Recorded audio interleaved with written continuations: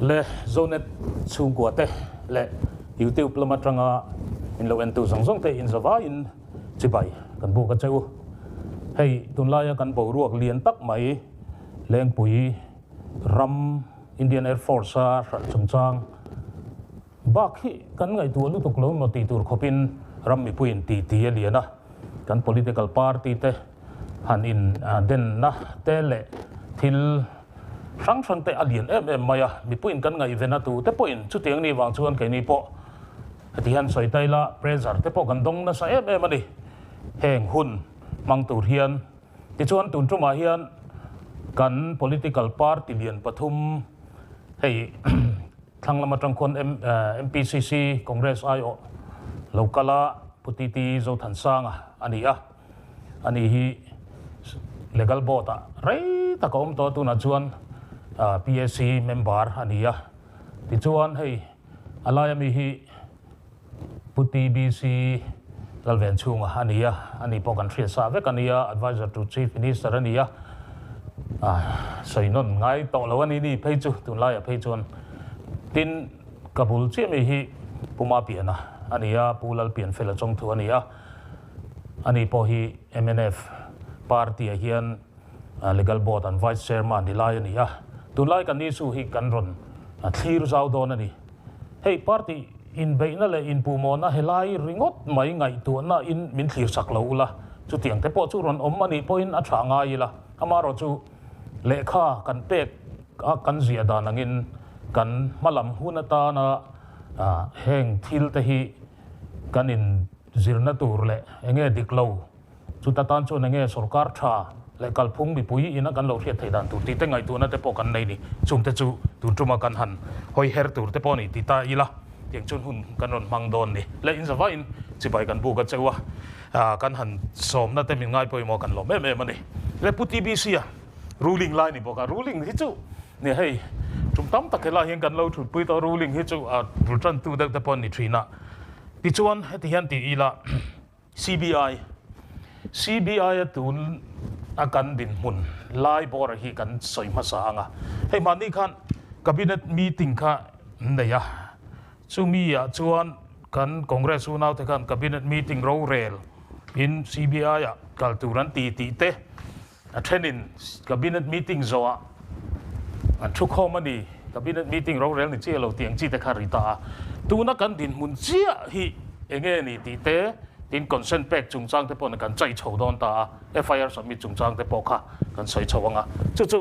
kan din mun kha kan som ma sa teng che lo me pu moderator ni a soi chon le ti chu dang ni sela cabinet rorel ani le adot vel hi chu a politics lai kan tuizo ke mo ti hi ria the de le ka kan thil ti na sang sanga hen amaro chu chenge me ma chu press statement issue tani a press statement a khan a chan le awang te chiang taka soilang ani a malak dan turate khatiang ani nu khan party PSC in atuk lama party dang ten malak kan tum thom ti han ria tawang te tin hetiang issue aron lan suwa tirte akhan media department PM party chon press meet masonin athum chung hun kan penga an kal du ani chuan kal sela chumin ti lo chon pha kan lang ti kha alo puang zar to boka kan media chairman kal tlang khan chung te ni wang chuan khatiang te no issue ka ra khan malak ni se ti kha an lo ne ro vel na lo kal puita amai ro chu PSC na han hriata party dang te le member thanem ngai na in CBI ya te CVO ate lok ayukta ate khatiang te no ya hanom ta ka chuan e khai sarkar ina ti tu ra chu atul alo ni tak le general consent kan pesa to thowa chu he ke sa hian tu na enge ni alandana chuan a case involve kan ti te government servant and lem lova soi pol chin hi hian oma CBI ya atul ani chuan consent angai ni chon sarkar ina peng ti chu sarkar party thutluk na ni in sarkar porsiatir ani to chuta chuan amar chu tuna landana chuan aram leitu te ati tu te heng zong hen government official hi tu mai in indictment engene a party zong amo ami malang po in chumi chuan ati suala hemi hi khesa chhuanga ni ti lama om lem lawa sarkar na thoklo lir hi pu mo anla ni deuh leka abu ro ka e ru na om nian ngai chung chang ani mo dan lo wangan ti chung chang ai mo pon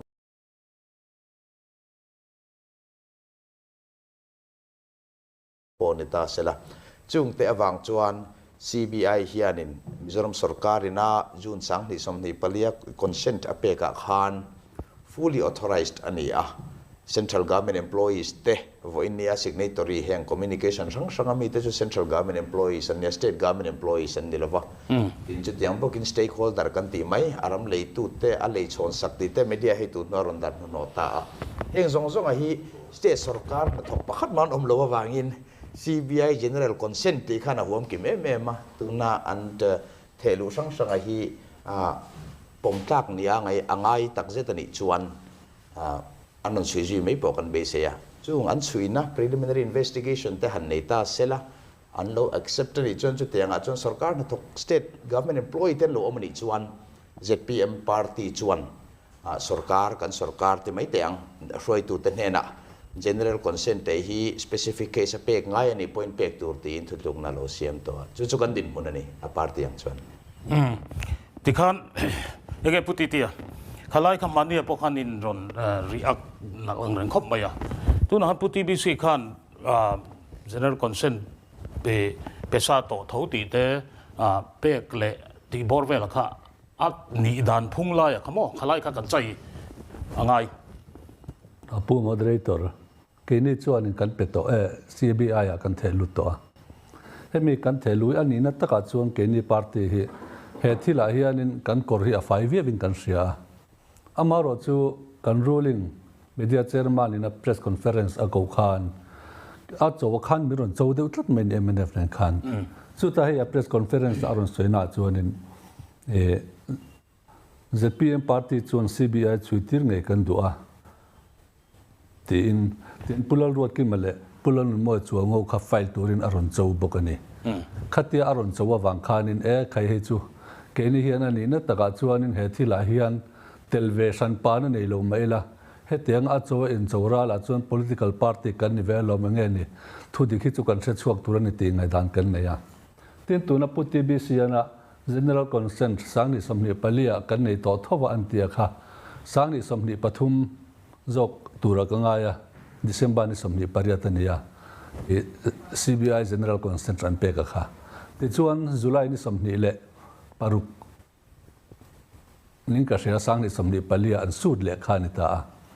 amara chu he kan an media chairman in aswedang khanin ne kan lo pele mayang tiang te khanan han ti ta lo pele tura khatiang ai so ni chuan an lo su chiang ni ti ha ke ni chong kan pom dan khani maya eng po ni sela kenia hi chuanin CBI hi thil thar ani lawa sakha zakwa samko pariata pudengana alo ti to khaminu lo ka pulal than holana general consent arun pek le atang arun kal chhozel ni hang kan ria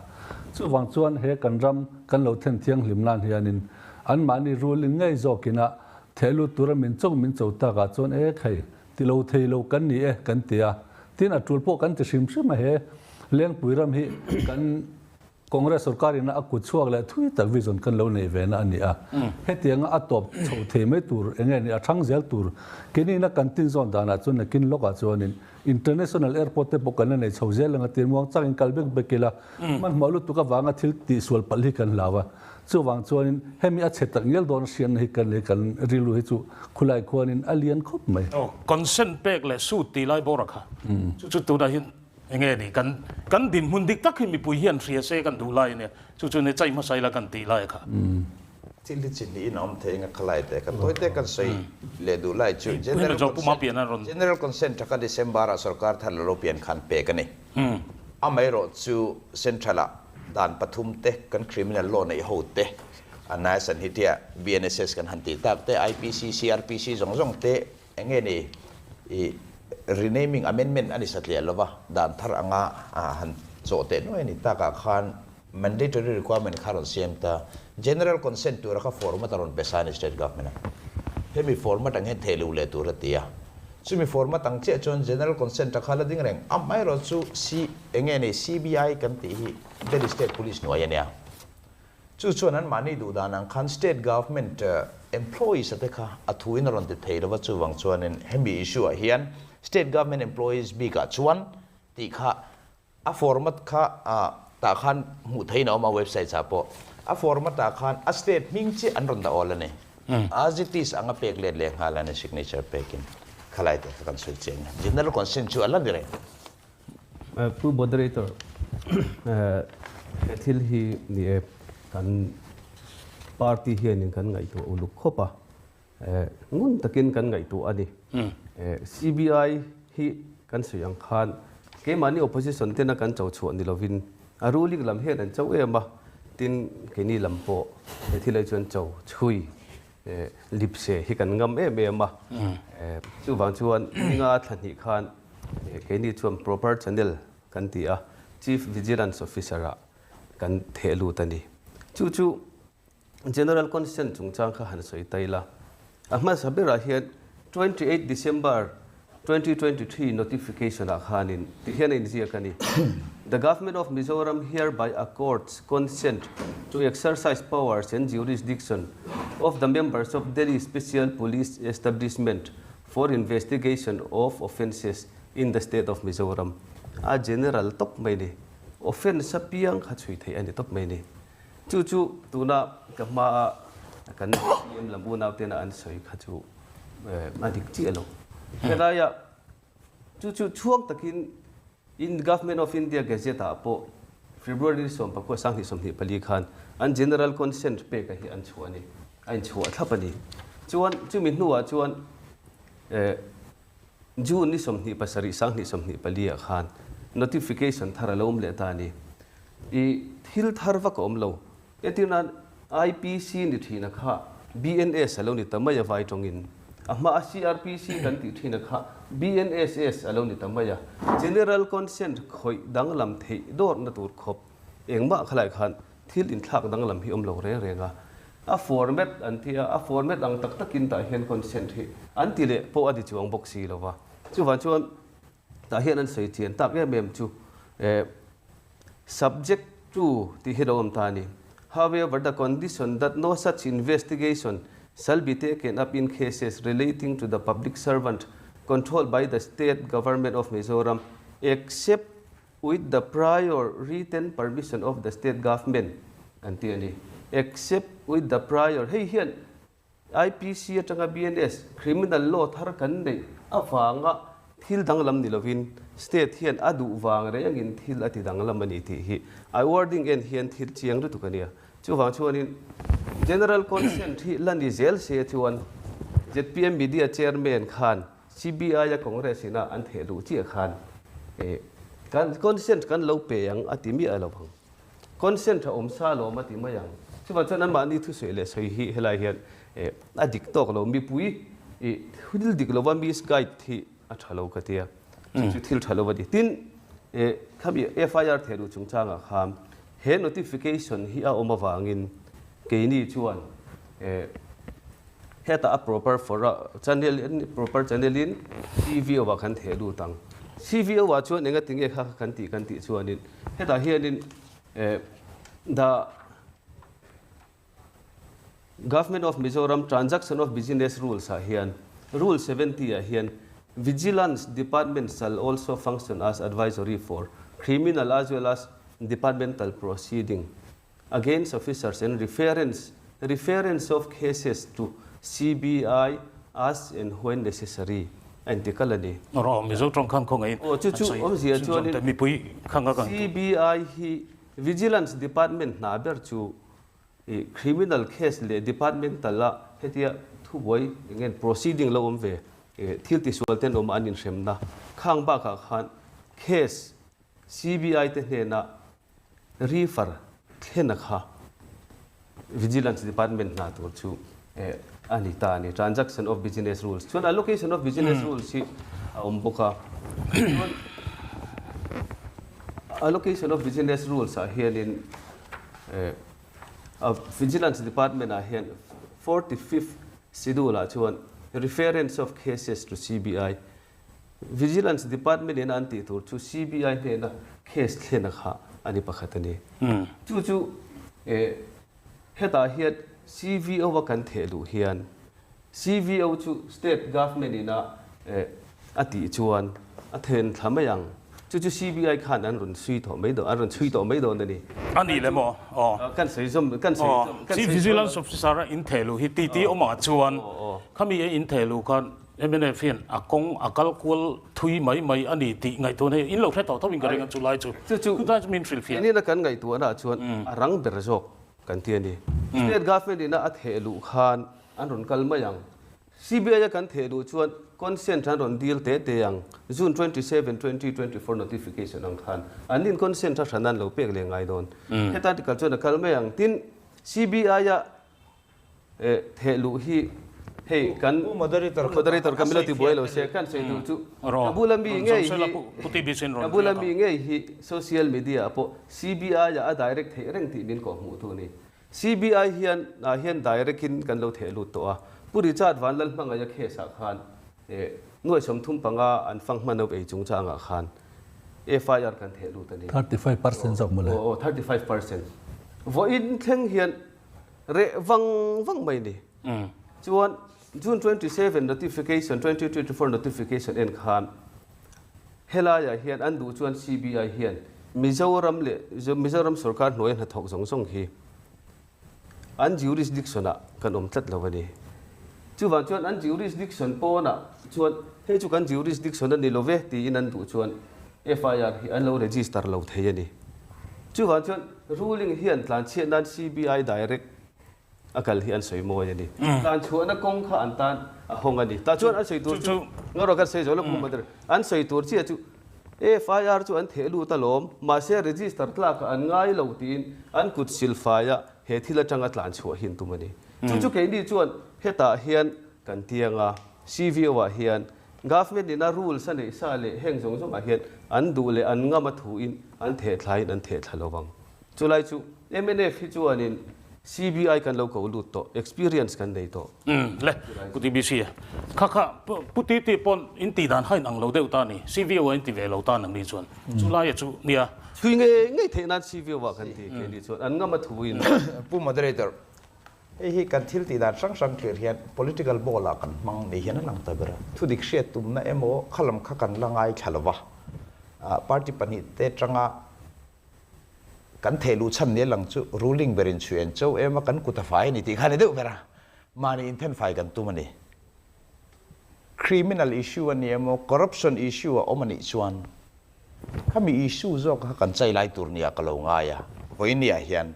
chu tiang che chuan FIR kha CVO wa akong zo kan ti ni pon alo thae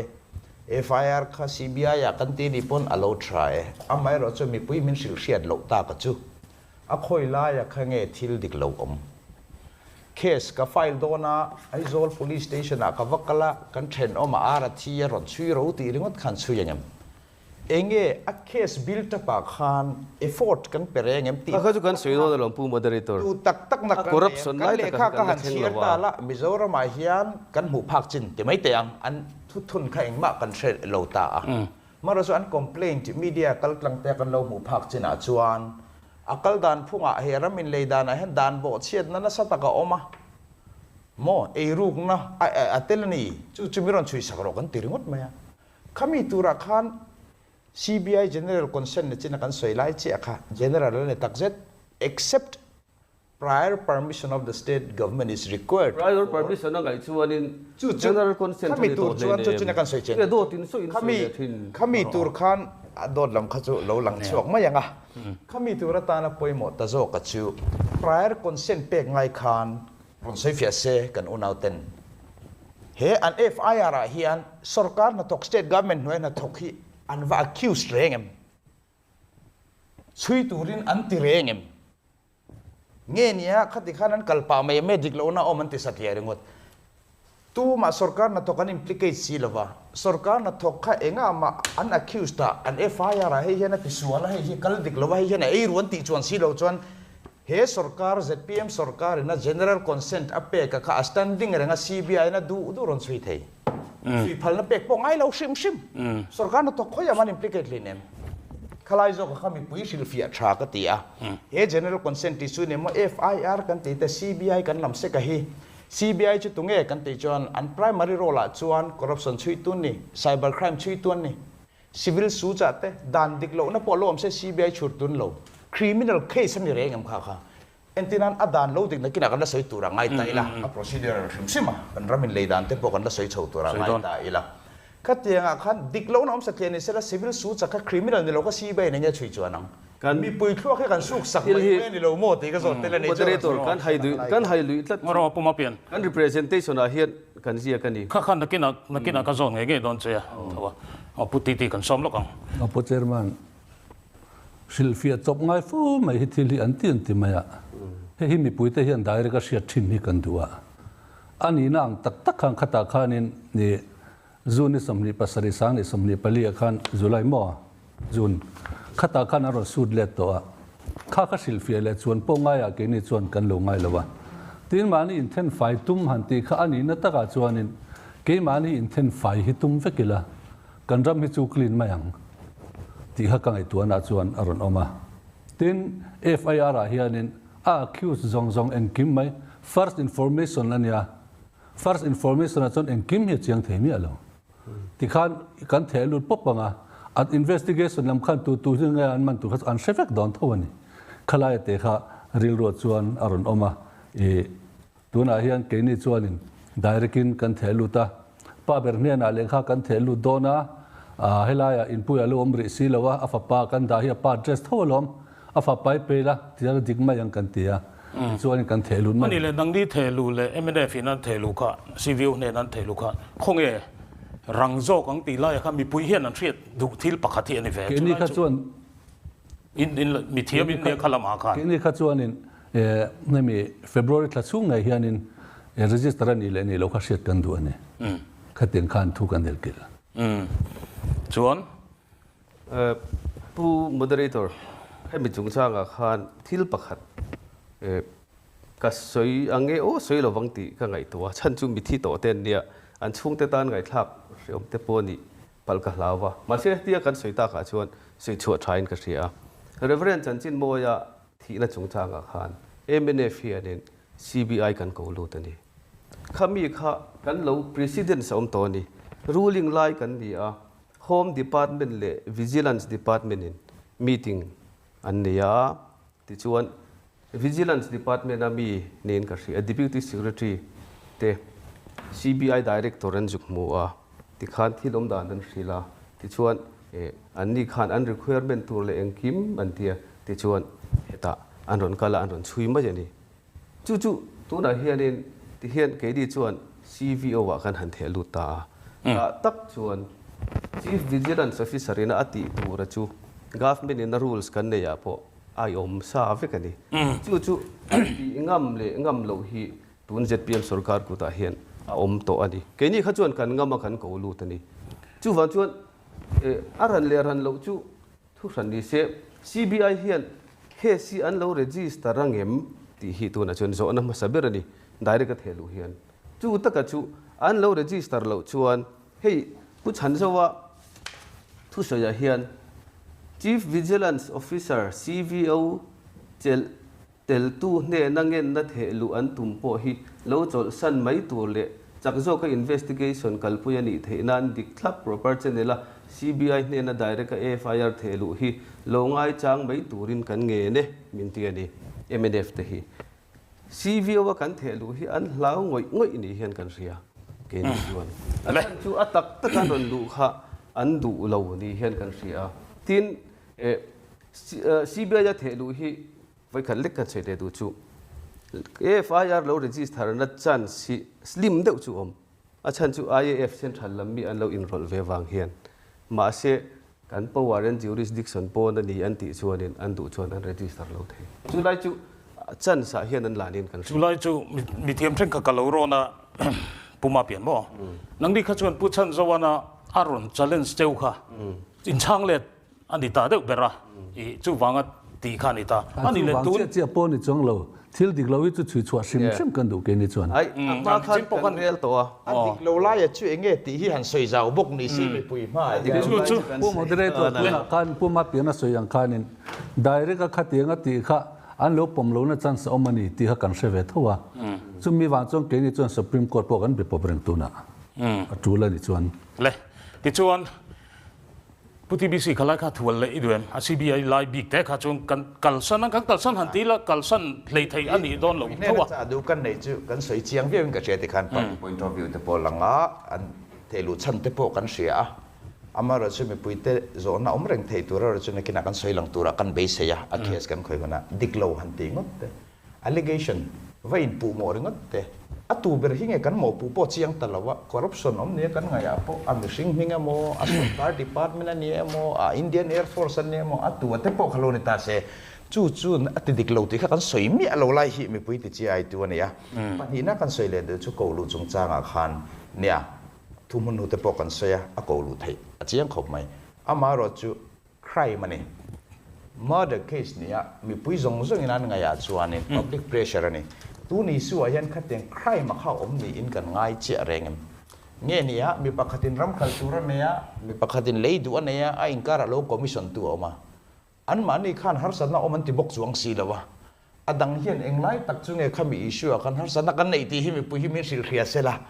ขลายเตะสุการดันตำลุตุกไม่ยันปัญหาพุทธิบิสีอันมันนี่ขันอันมันนี่เฮียนอันดัน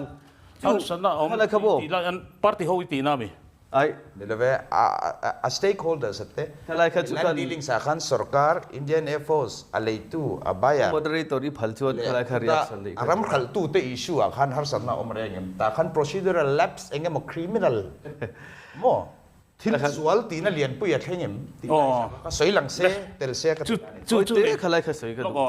CBI จงจ้างสวยมาสักกันดูนั่นสิเนี่ยแต่ตรังคันจู่ๆกันหลงง่ายๆโดนตาจู่ๆงานรวมมันหลอกเดือดดานนั่นตานี่ตัวน่ะเฮียนไวเบลเชจะสมเรียดบอร์เวลรอนเจชัวน่ะเฮียนเองนี่อาจินกงอ่ะทิลดิกลงกันหมู่ด่านตีฮีกันสวยโดนนี่จู่ๆมีปุยที่กันสิลฟีง่ายๆอ่ะอารีแรงตัวมาเราจู่ไว้น่ะเฮียนทุกน่ะอินโลซิร์เล่กันหันเอ็นกัวละตรังเฮียนจู่มีอินรำอะไรอะไรตู้อินอะไรอะตกไม่ล้อมีตีไงด่านนี่ฮีมีเทรนขัดอันออกมาเสียจู่อันนี้งดเหลวอันนี้อันนั้นดานาเฮียนจู่ฟังจนจู่กัลกงอ่ะจวนเองที่ลมตีเตะขากันทีระไงตาผู้มาเปลี่ยนนะจู่MNF Party ขัน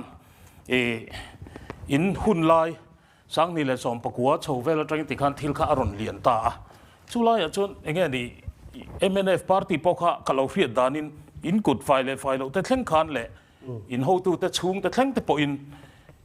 ช่วยวิวนี่ตั้งกับเราเสียจู่ไล่จวนอินเล่ข้าอินหันดูเบอร์เล่ข้าไล่อินหันตีดานาขัน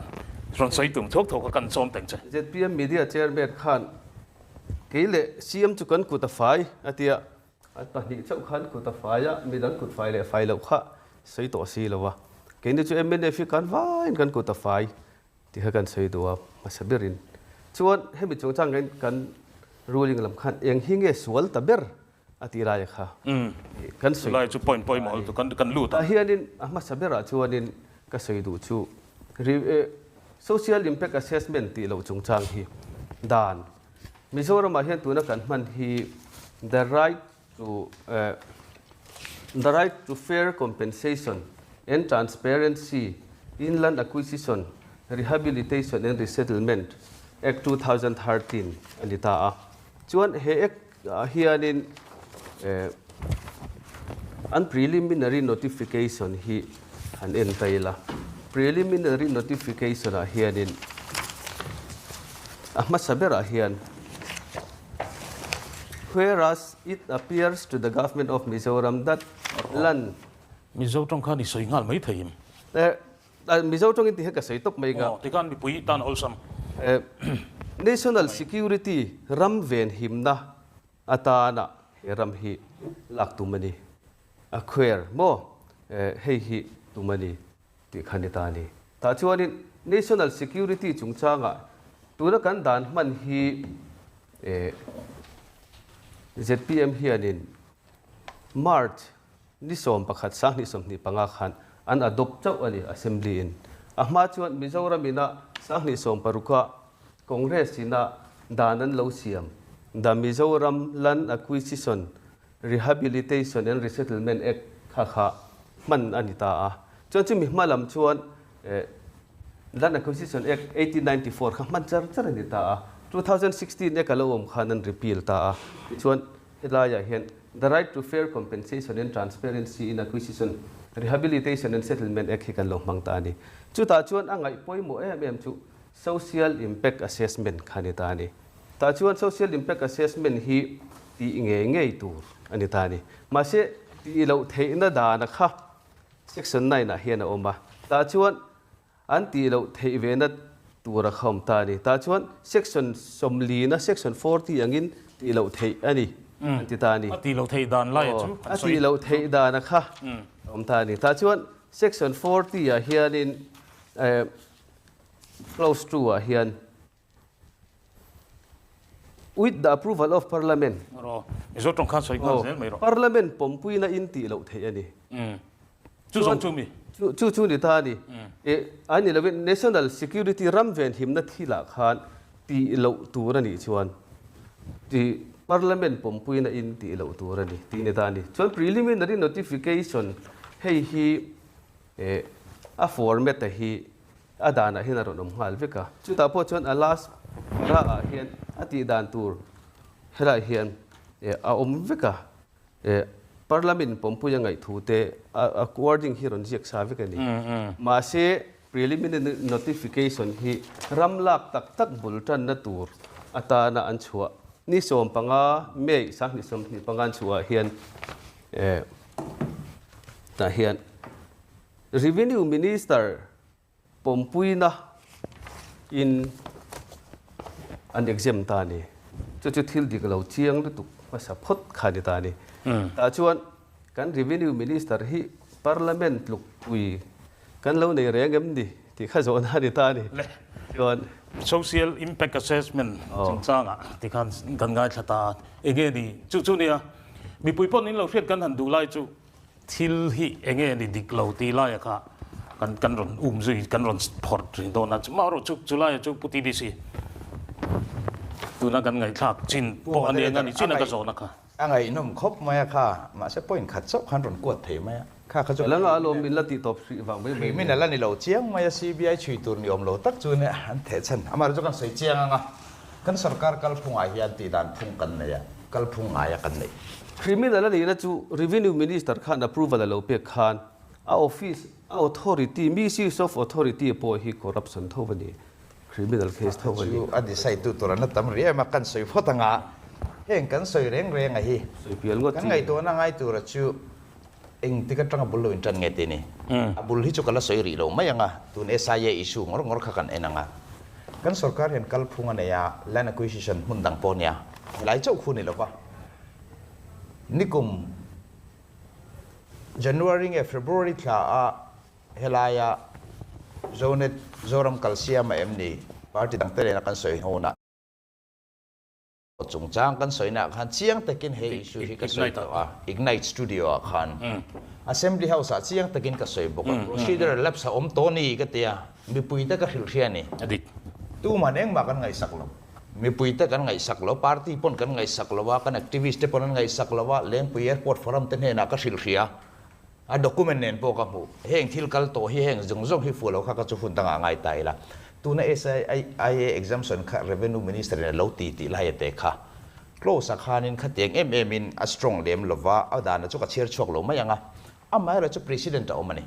kan kalpui thin dana ni tu na khan nga tinga criminal ani thut ti kha kan sei duwa January July ni somni pakwa sang ni somni pati khan Mizoram sarkar ne nami chim tui pui kan ti mai tui pui di lei do na tur BRTF na defense ministry noya ramala khan khamile kha notification kha preliminary notification kha kan en chuan July somni pakwa sang ni somni pani ni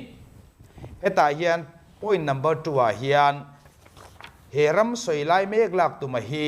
social impact assessment zir chian na section kuwa he danina soyangin right to fair compensation and transparency in an acquisition rehabilitation and resettlement act 2013 ina soyangin exempt ani antini chu sang di somdi pani July ni somdi pakwani MNF sarkar lai January ni somdi sang ni somdi pathuma ye dan ve kwat hian heta pechon Mizoram Land Acquisition Rehabilitation and Resettlement Act 2016 na kuat nge heta pechon asan chu 2013 act kha dop miau lawa chu ti lai takin he act po hi contravention ani asan chu high court in akhwasani he kan da siam ve po kha land acquisition dan kan nei lo sim khati lai khan chu ti chung chuan he kum ni chung example atma lam ka sei do wanga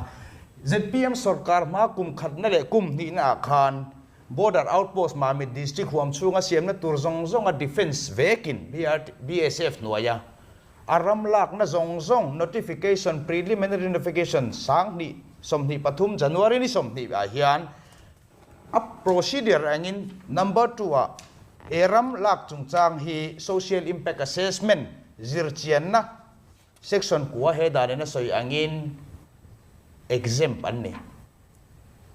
kan exempt tak meni kan kalphung ani enge tu na taka criminal na ibig na san chuzo ka chuni kan zirchen kan in ready re me pui hi angin kan fit kan ti dan fe kan ni adik bremer ro chuna kila kan la soi chho tu ra ngai ta ila he mi urgency of the case te khatia mamo te cho kan la soi chho tu ra pu ngai la amai ro chu ZPM khan thil suala ron ti ni lo kha preliminary kha amazon page preliminary notification chu ami lo hian final joint verification so kan lo ti zo vek to ka soi to kha media ma ka soi to assembly house ame ka soi to hemi preliminary notification chuan nuwa final notification chuaka ni som panga chunga soi sel tu nom lo chuan chu ta chia chuan sarkarin collector appoint chok trin chu chuan acquisition hi ti tu rani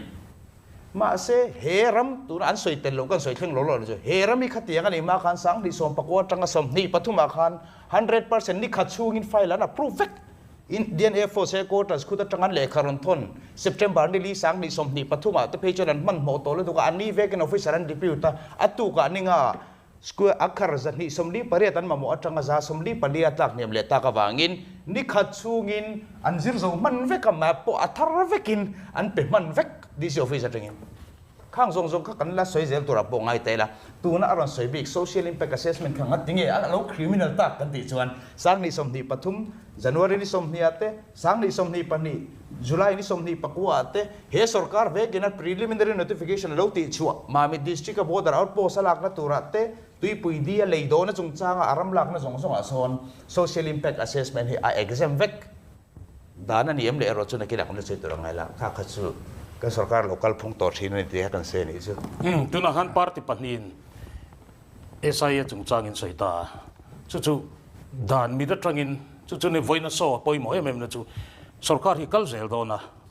kan kal zel do na chu tuna kan in han soi zong angkha kan ni phung tur zel ani don nge kan kal le zel turatan hi kan example lian pui in siam than na turatan ni don ti lai hi chung lai chu puti ti lo thirin ne SIA chungchang go bor te tuna khan chunga po tuna khan ron soya puti be si khanin mundang an lo pek to hawa khanin parliament in a clear lo kharon soi tel lawani an lo clear ve dai te achan chu border outpost phase chu centralina e a ngani e rom man an leo lewani wangin tin central le he concurrent listen ne tuna me he tuna kan soi du jok taka chu he union purpose ne tuna IF in an lakhu union purpose ne chu urgency provision kha central sarkar che ne invoke thai helai kan minister ina lo ti thai hin lo ra rang helai he 40 section 9 le 40 hian helai kar asap tong nung la man ka da ve ka chu urgency provision kha the exemption chu an pe thei te me umai amar chu parliament ina approval a pe ka ngai ni tuna hen parliament ina approval a pe ngai dang ki man ti fel vek tin chu ba ka district collector kan ti hi delegated authority mai chawnia delegated authority chu wangin a ground level he mi a process ti tura ro man tu chawani kha ni a chu wangin SIA bypass thei tu chu central government chawani central government ina bypass theya helai kan minister ina ke kalo approve wa kan tlang tamai tiang chi khani lo ra ren helai hianin kan media chairman khan aro soina chuanin section 9 le 40 dan to chanin state sarkar chon thu nei na anei angina ro tita he state sarkar ina thu nei na anei angi anei lo ra re state sarkar hian heta hian chiang de na ro ni ziak chu wangin he subject to parliament approval ani vek hi minister revenue minister statement ka adik lo tin an mo aban ama power ina phak lo han khoi ni thu nei na July ni som ni pakwa sang ni som ni pania hian chiang tikina injia ka. And whereas land is required for the project falling within the purview of section 40 of the Mizoram prior approval of the competent authority, that is the Honorable Chief Minister of Mizoram, the competent authority central government ati lo hey sang hi som ni pani ani adana lom kan sei tu na chon pu adana chona injia kan sei chu competent authority aru chu Honorable Chief Minister of Mizoram ani he notification na soi chiang la vem ni chu dana lo tina mi ha ka ani chu ti lo de chu adik lo ani ti zong zong sia khan nang ni chon in take up zui hal ta veka share lo po ka share lo ka so je chu example karon pe ni chu ma punan local moderator lo ngai kharo se adik alanga chuan pu tv sian kan revenue minister kan kha tin thil tu na i hriat zong zong kha hrelem lo in thil a soi tina ang ani them CM po lo ni ta se na sai na dia she tura jon kan CM po kha lo ni ta se la revenue hian in ke main ka approve atitla talom revenue minister in approve ti ba ka preliminary notification a hian approve thu chiang takin an ria ka lo tin chu ta tak chun dia heta tuna kan topic chu lengpui ram hral chung chang ania helaya mi tak soi lo hian kan ZPM lo na ti hian kan hel malam hin soya ti hian midang min hin tum story ni wang khan chu kan sai che lo chu pu moderator sang ni som pasari judgment a hian tuna ram kan nei lai the Mizoram Land Acquisition Rehabilitation and Settlement Act 2016 kha Mizoram a applicable law ti khan antitani mase hemi kan pass nu hian kan pass rule chi khan Land Acquisition Act 1894 kha kan repeal to boxia chuan hei hi tuna Mizo right to fair compensation act in da toy zong in sang ni som pathum da na hi March ni som pakhata khan Mizoram Assembly in adopt chau sian ni kuma khan chu wang chuan khati hun lai khan Mizoram sarkar chuan in High Court a appeal kan thelu ta khati hun lai khan 2017 18 khan en chi ta chara ti chuan appeal chung da na chuan section 9 na hian hemi khati hun lai da nom 2016 da na chuan helaya lo ti ve mai the na hi provision om tlatani exemption a hian section 40 where the land is proposed urgency thila khan lo ngai ta se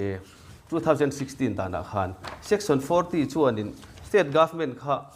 a phal sak tlatani ma se in kha dan se ma ka High Court in struck off sia a struck off amaro chu ta hian lo chan thei the gov helaya lo theina kha section 42 a hian approval of legislative assembly kham khan arem ti ni chuan Mizoram sarkar ku ta khan thil kha ve tlatani ma se kha da kha man the ni lo wa High Court in a pai tha amaro chu kan appeal chung chuan case ka pending ania pending lai chuan stay si lo wa po moderator SIA kha arjena wangin exam in ron tita arjen san kha pakhat man soi lang tel lawa heta ron soi na chuan in the appropriate government must prove a real emergency exists that cannot tolerate even for a few weeks delay ron tiane kha toy te a thelo na chan chiang kwang ta khan ron jak tur ne arjen na chan kha arjen ti ru te khan ron te pu moderator tur kha ron jak ve ngai moderator remiti chuan ipui te na khatia abu a chumbunga kanin ni lo nan khan a chronology of events hemi lo chuat chouda na hi toy te a summarize thei ni ta sela chu ta tang chuan in kan opposition te poin an khrichiang lo de lekin ka sia kan congress unau khan airport dram kan ti don airport dram ta kha chu la hle to ka tu na mi hi issue sang de si phi ramani lengpui chawani lo wania lengpui le si phi ram issue ni hi an lo zong kan kai le ka mi pui ril ru su khlek siam kan tum da na hi amiril ru chon lengpui khan ni fek to lom pui fek ani an mani so khi ni amiril ru su khlek te kai thoi su ma tia ti je la hi chu ati ra chang hian khong ai su ta kan lut du lo re thil pati kha akal ta nia si phir le lengpui lai bor kha chu ni ta lengpui kan si phir kan soi yang amin ngai sak tel jel kan chai tul na chu CBI chung chang te ti khang kan an soi chho ta chu ta chung kan lu chho na karun ti tak lai kha ani ta kan lu chho ta ni ta chun enge diklo he akal tir atranga thil diklo hi enge ti khang kan ti chu ta chun kan lu chho to chu ta kan han soi ma sak ber ta chu SIA chung chang khan ni ta ni ta chun enge diklo dang ti hi nangma ni party pathum po hian heti in zu mu le in zu zir hian ngai dan in trom po in lo nei thei in karing karon ti kha ne chu chu ne kan kalzel na turata nan mi ti lai kha chu puti bi sia sarkar lai ni ta tu na iron soi tum lai chawa kha kan so mang che a chan chu kha hei mi pui na kan lo riat nan khan khalai dan lai le khalai kan min han deng ma satu kha kan ti pot aniaเนี่ยผู้ moderator ให้อัตราเรียวินกันเสียตัวเฟลเดวิสอยกันตุ้มสามังอ่ะเฮ้ยอิชูเราวินจันนักขัดจูอันสวยเล็กลุยตัวเองมาเช่นชูกันเวเนลนวลินกันริงอ่ะผู้อาร์วินเรียนเนี่ยนั่นแหละข้าเราเขียนขาน Chief Secretary อันนี้ขานอักปีจูอาขาน Secretary to the Chief Minister นี่ Chief Minister นี่ address นี่พอดแม่นะซึ่งมีนว่ากันชานเลยนะส่งเลย A4 สินะรอนตีน่าขาน copy to number 1 to OSD to the Chief Minister of Mizoram นี่सरकार ने शेयर पुई लवन रेंग रेंग लवा खती लाई खान तीन लेखा अन रन थेलु अट्रंगा एयरफोर्स इन रन थेलु ट्रंगा थखत छुंगिन mi pakhat chuan ram heti zat leitur kan e ti in chief secretary phalna nen khan sarkar a thelut manani chu mi puipon kan ngai ven deulai hi in ka hria mak khop maya adana chuan he preliminary notification tu na kan soila ya hi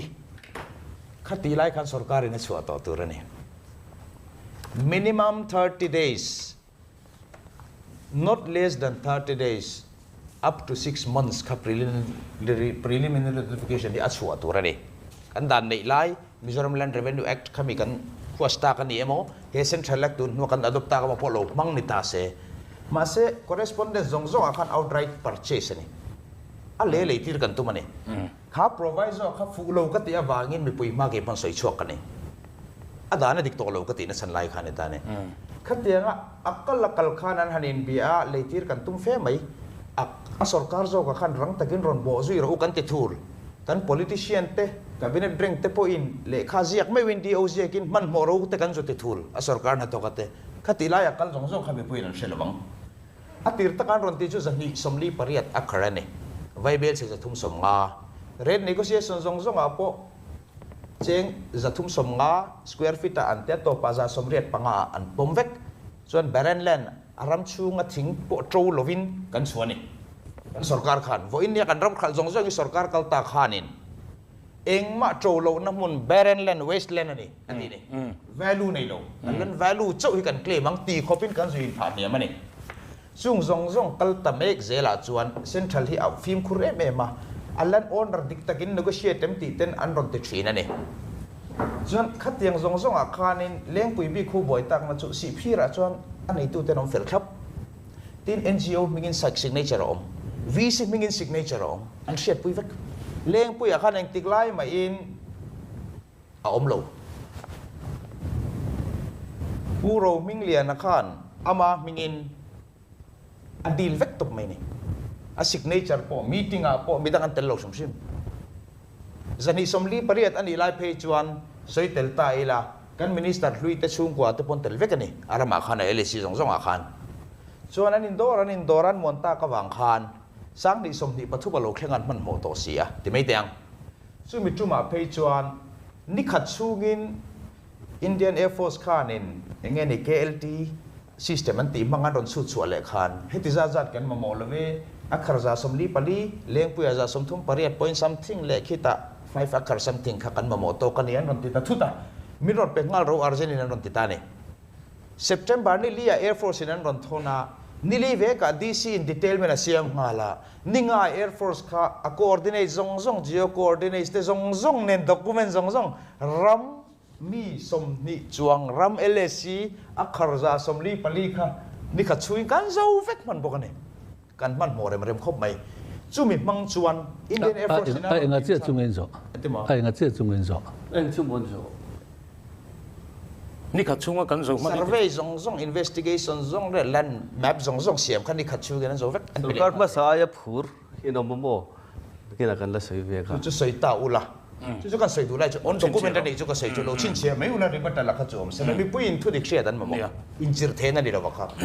chu ta chuan in khang zong Air Force ina an soi bera chu approval in principle kha in principle approval tan kan mamoni NOC ti tani sang ni som pakwa apeto chu mi sang ni som ni pathum September tha a phei chuan ama additional DC kala appoint po ni chuang lo heti chung zong hian Mizoram sarkar khan engdan ma khan lawa DC hena khan preliminary survey ti tura ti chawani masa negotiation zong zong an lo ti fel vek boka chunglam pressure ti kha hret tani kang kha anti tur lo top danan bo se fai vek ani atiran ti na zong zong chu sang ni som ni pathum theng po zon ani tani September ni liya le khadong kha September ni nga khan DC ina revenue hena hemi te chu tiang arjen pek tur chun de kha ani la la khan the state government has no objection for acquisition of the said land ti in atlip nge he ni NOC voi ni an preman ani chu chu akhar za somli pali za di somli pali ta tang za somli pali atak ne no ni chu kan sei chu chuan ti khana re tabang wanga kan lo sarkar khan ti mai te ang be puin an shet chem theinan ke ni in kan shelo tu man an shet ka khelo ke kha airport study team khan chairman kan ni angin document ka hai na lama tin defense lama te kan lo om to awangin jakhalu ese jakhalu in commander kha kan he na ron nang hlola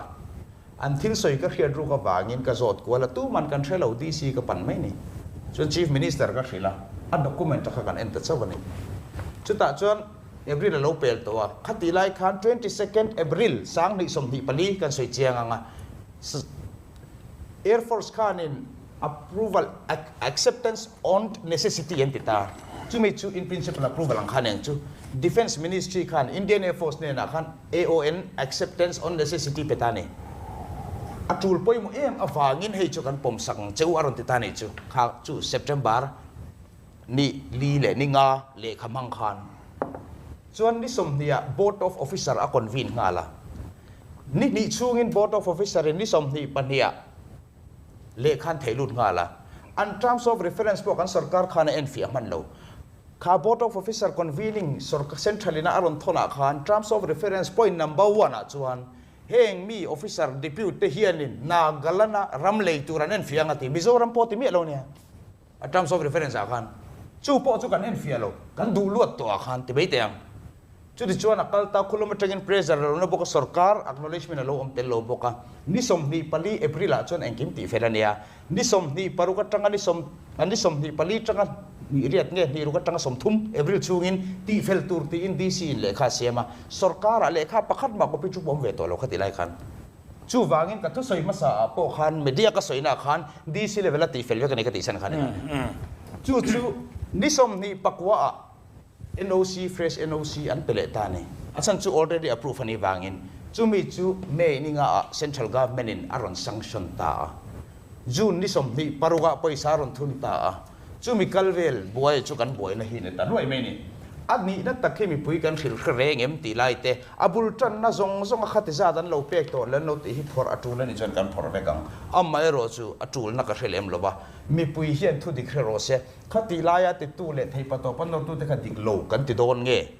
voinia thena kan thei na chen a khoi lai ber nge SIA chu ti khan kan soi to criminal ni rengem mi pui khan CBI chui tlak ni ngai rengem adik lo chu sam turin khoi ai kan approach don FIR kan submit ani mo kota PIL kan ti chon phek zalinga kan prepare ani phek khat le ka hi chui ro vai ti kha tum tak na kan nem kan party te kan politics te political game a hi kan mang rengem azir chen nen a document RTI engkim om vek ni thami mang khan diklo om kha hai chok thei ta ila chu mi ka soi kep te tang chona soi sin som thei karing de story kha puma pina moderator a phek hi kan soi tam thei khopa phek zalinga kan in prepare han ti te mi pui convince nan chona thaviam mai theya ma se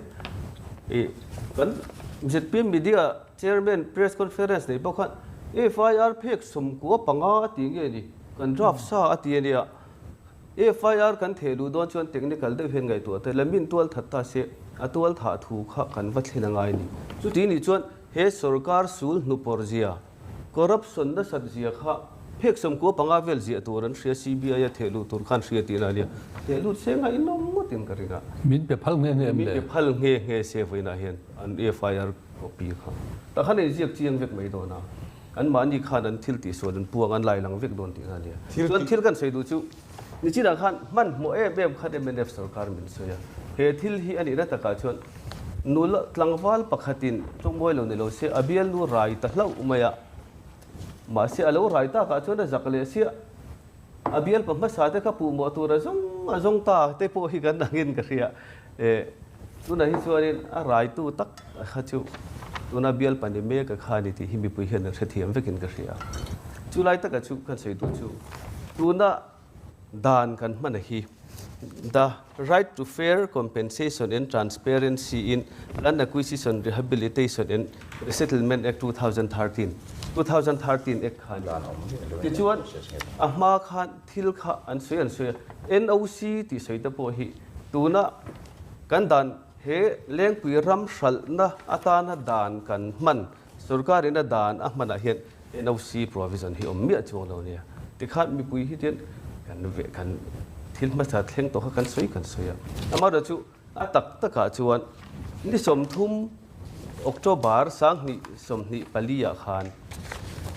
มิโซรามิระกันดานเสียมเวสังนี่สมปารุกดานกันที่ฟอลันacquisitionดานนะคะไฮโคร์ทดิวิชั่นเบนชินซิงเกิลเบนช์เราเรียนนะคะทุกลุกนะคะอดีตอดีวางินอาเพลท่าดานมันตลากเราอันนี้ตานี่มาเราจู่กันสุรการเห็นสุพรีมโคร์ตอภิละคัลเวจังลำโพไงตัวตะจวงเราขานเห็นที่ลันติตะตุดไม่ดีเองเงี้ยหมดกระเทบิกเราว่าอันมันโบชาวตาใครก็หันเสียเจ้าโลเซ่ใครแต่ก็หันเสียเจ้าโลตาเซเลมิพูอินกันเชียนเทียนนั่น Land acquisition is an outright purchase article 371G กันเสียชวนนี้ฮัลตะกินเลยรู้กันตีnon tribalเนี่ยนะคันเลยรู้กันตีนี่สุรการเนี่ยโนซีกันเป็นนี่ขัดเลยคัน Chief Minister รักโนเลชันนี่โม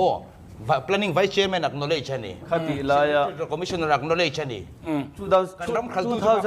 2016ดานาชวน2016ดานาชวนoutright purchase กันที่ฟู direct purchase ฮีsection 44 อาคาร provision อมตลอดนี่กันมิโซรัม Congress หุ่นลาย2016ดานันเราเสียมาขาจู่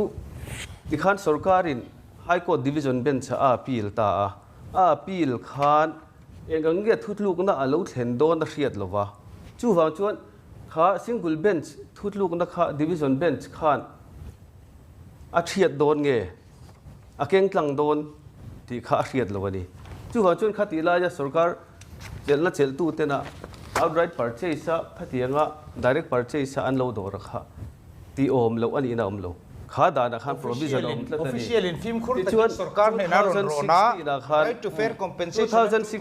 2013เนี่ย16กันมันโดนนั่นเตียเสยไลน์กันที่บวยเราเจ้าครับมังรู้อรอนติจัดนั่นไร ruling โซที่อินจังอุลมาทีน่าเตียงที่ละเฮียนเราชุดที่นี่ชวนตัวนี้ก็เสียเจียนตัวชุดบุลฟูกินก็เสียต้องมีผู้เชี่ยวชาญไงที่เรามาอีนใส่จะว่างั้นตัวไรตัวนั้นบีกันเบรกล็อกอ๋อชวนกันเสียเจียนดูชูSupreme Court อภิลตะเราชวนกันเสียบินนิกุมาขัน February ที่สมที่ประคันเรียนกันเสียMNF ฝุ่นลายทิลที่ส่งขจุเต้นอมเบอร์เล่ชาลาเบอร์ตัวนั้นสยังเจียขันทิลเต้นอมหลอมอันง่ายเก็บทินอาเบียนสินกันดะอันที่เฮาสะช่วงตะกินสวยนี่มาเสียอันนูลกมาร์ชนิรุกะเฮมิดานะฮี right to fair compensation and transparency ฮีอัน adopt ตะจุกะอัน adopt นัดชัน assembly resolution อันเสียมที่ฮีประคัดนะ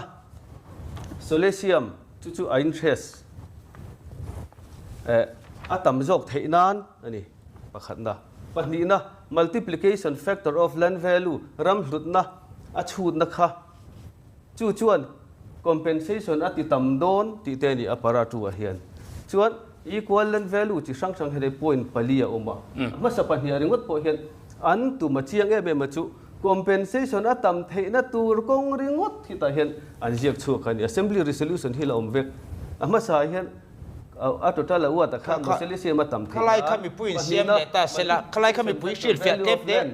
หันสวยเฟียละใครข้าใครมิโซรัมสุรการเสียมันนี่หรอวะอิงวางินเงี้ย Compensation Act 2016นะคะ High Court นะขวดฉันค่ะ The State เฮ้ยอายัดเนี่ยมาพันเราวางันนี่ข้าก็สวยเจียงเราไม่พูดเนี่ยนะสิละเองไว้ใน High Court นะโหนสักก็ตีส่งจู่แต่ก็จู่เองก็ตีเงี้ยซุ่มตำจกเซนตูร์ดานกันอดอบดัว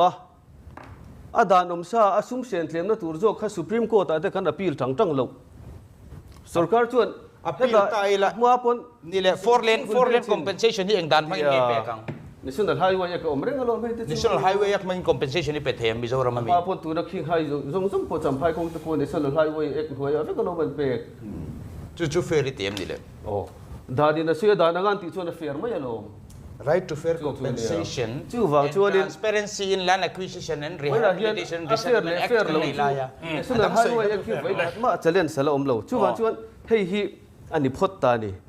hei wang hian hil an adopt ta chu ka man mo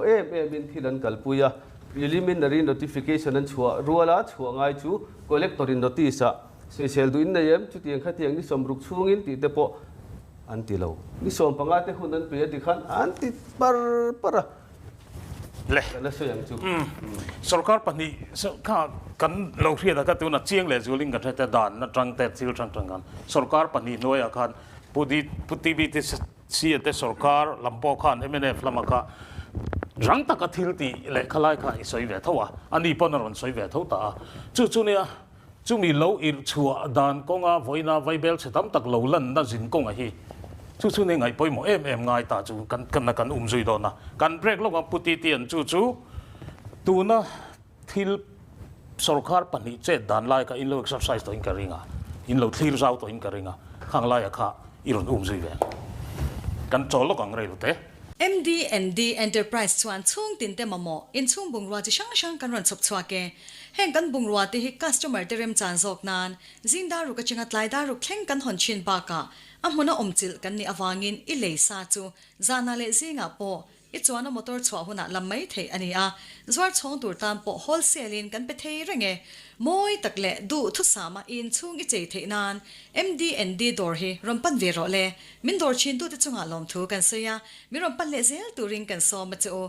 a thei anga tlomin kan lo pe zel don chinia MD&D Enterprise Pedestrian Street le Upper Khatla Aizawl Mizoram kan mo nu chu kanu le pa the ngai sak lo thei lu tu ka mo dik tak chuan HIV positive ani po kan zep chang a lom na chang poi shalo reng này đâu soi chua đúng không ta nghe phim của ai nhỉ eng wangin mo HIV sức bài thì anh nina lên din muốn hi anh phal na tela vai lo soi chua anh chuan in HIV/AIDS prevention control lek hian in a khap thata chumi ni lawa lo soi chok pala ni chuan in ombudsman an hek chenga cheng noi khat choi theina nia chu mai baka thathuma tanga kum ni lai lungin tan theina ni boka chwa chane film khul hero HIV/AIDS Prevention and Control Act chungchang shi chiang du tan 0389295035 wa emo Mizoram State AIDS Control Society Office Zofia the ani e Sorazo cho thale risel Mizoram chu nge siam chuan pathian le mi puite du sakna awangin kumso pathum lai alotling ve tareng mai an kut chuak atharlamin a risela food supplement dang angin aman ato velo damlo choi theilo cancer natna neite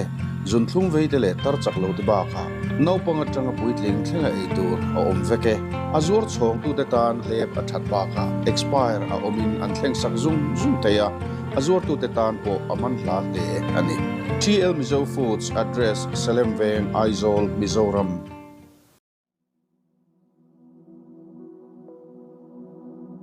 kamning Mizoram lian ani bok tang nga kan lia chuan kanat chho dan hi khoi hi ang an chananta chuan Aizawl Civil Hospital hian ti bishik ai hu chuak ta max manga kanin en kol atang hian kan dam doi athlona kan lak thei awang pang kan lo mani max kan man atang hian sum tam tak kan sefa thatni kan nom to kan dam doi man e cheng ngo za ta ni to do na max kan man na ba hian kan mang thei ba kan lo mani Hello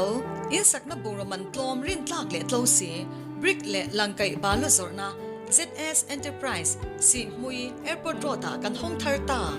ZS Enterprise a hian brick le langkai balo chatak tak tom tekin kan zwara AMC area kan deliver thei bok miron dor ve nge yang che imamo huna heng number a hian miron beta che 600916 3075 93629 33343 le kan lo le de ta hey kan lo muang khan tu na kan han soi ho lai hi kan political party lian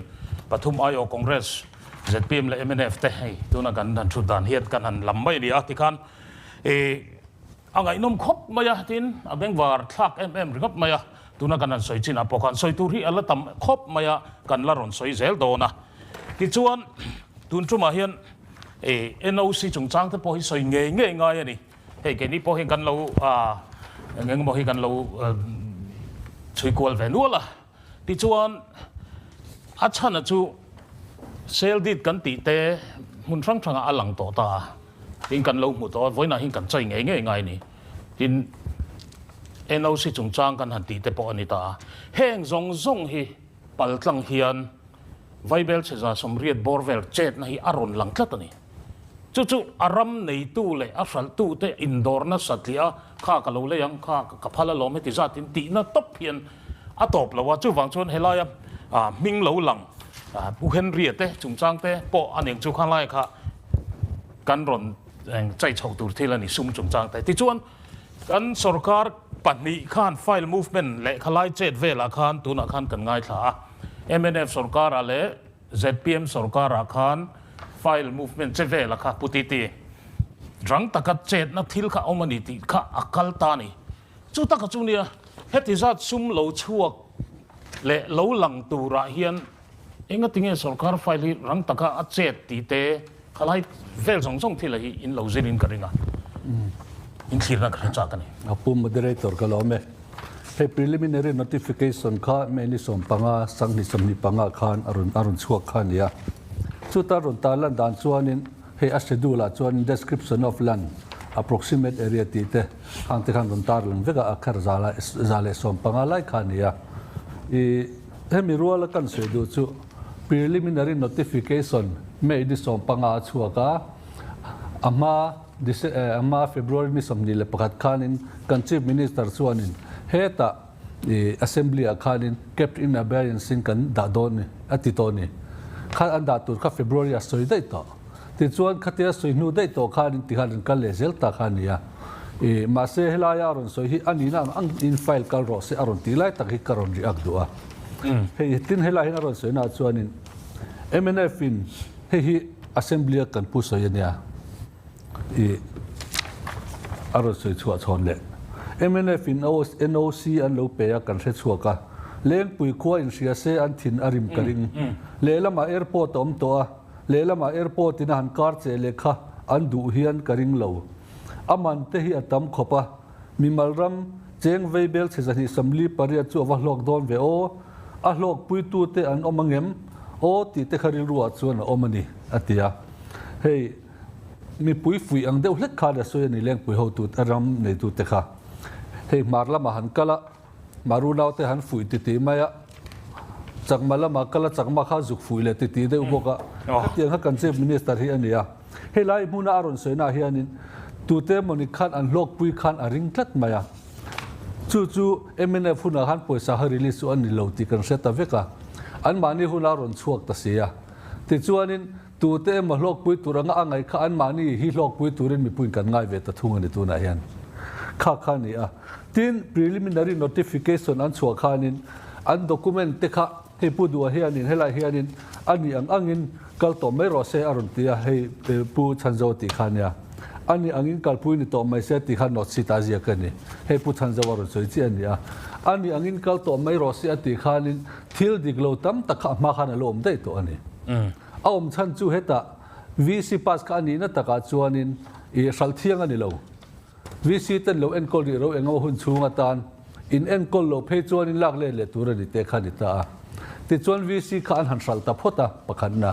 ti chuanin an han le chhovela khanin khulai aram nei tu original te khan pakhan mai an lo hrelo boka an lo le emo LCL le ka LCL le chungcha an lo hrelo le boka ti chuan an mingin poisa kha aron chuak le ta vek box sia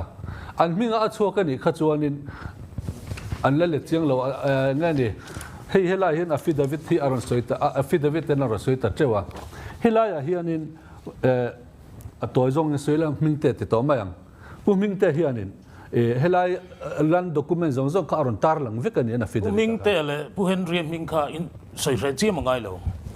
bor bor akan soi bor ka she huna toy zong kan ti helai hana ro soita veka ma sila danang takin legally in ownership khala nei tlat lovani achan chu ram hi kanin le chuanin kanin le a sel di te kan tia sarkar stamp registration le stamp fee te kan pe a tuna tak pe hi chon 3% pe tur ni to le ngala khati ang kha enking man ti fel nuwa mutation ti langai an mani minga le kha langai khati ng jong jong procedure kha pakhat ma tang kan mulovani chu helaya hianin puming te hianin affidavit kharon siam ta ata ang vek khan aron soita thlapa enga tinge district collector helai kan how to te khan khalai ka anju pinpoint lo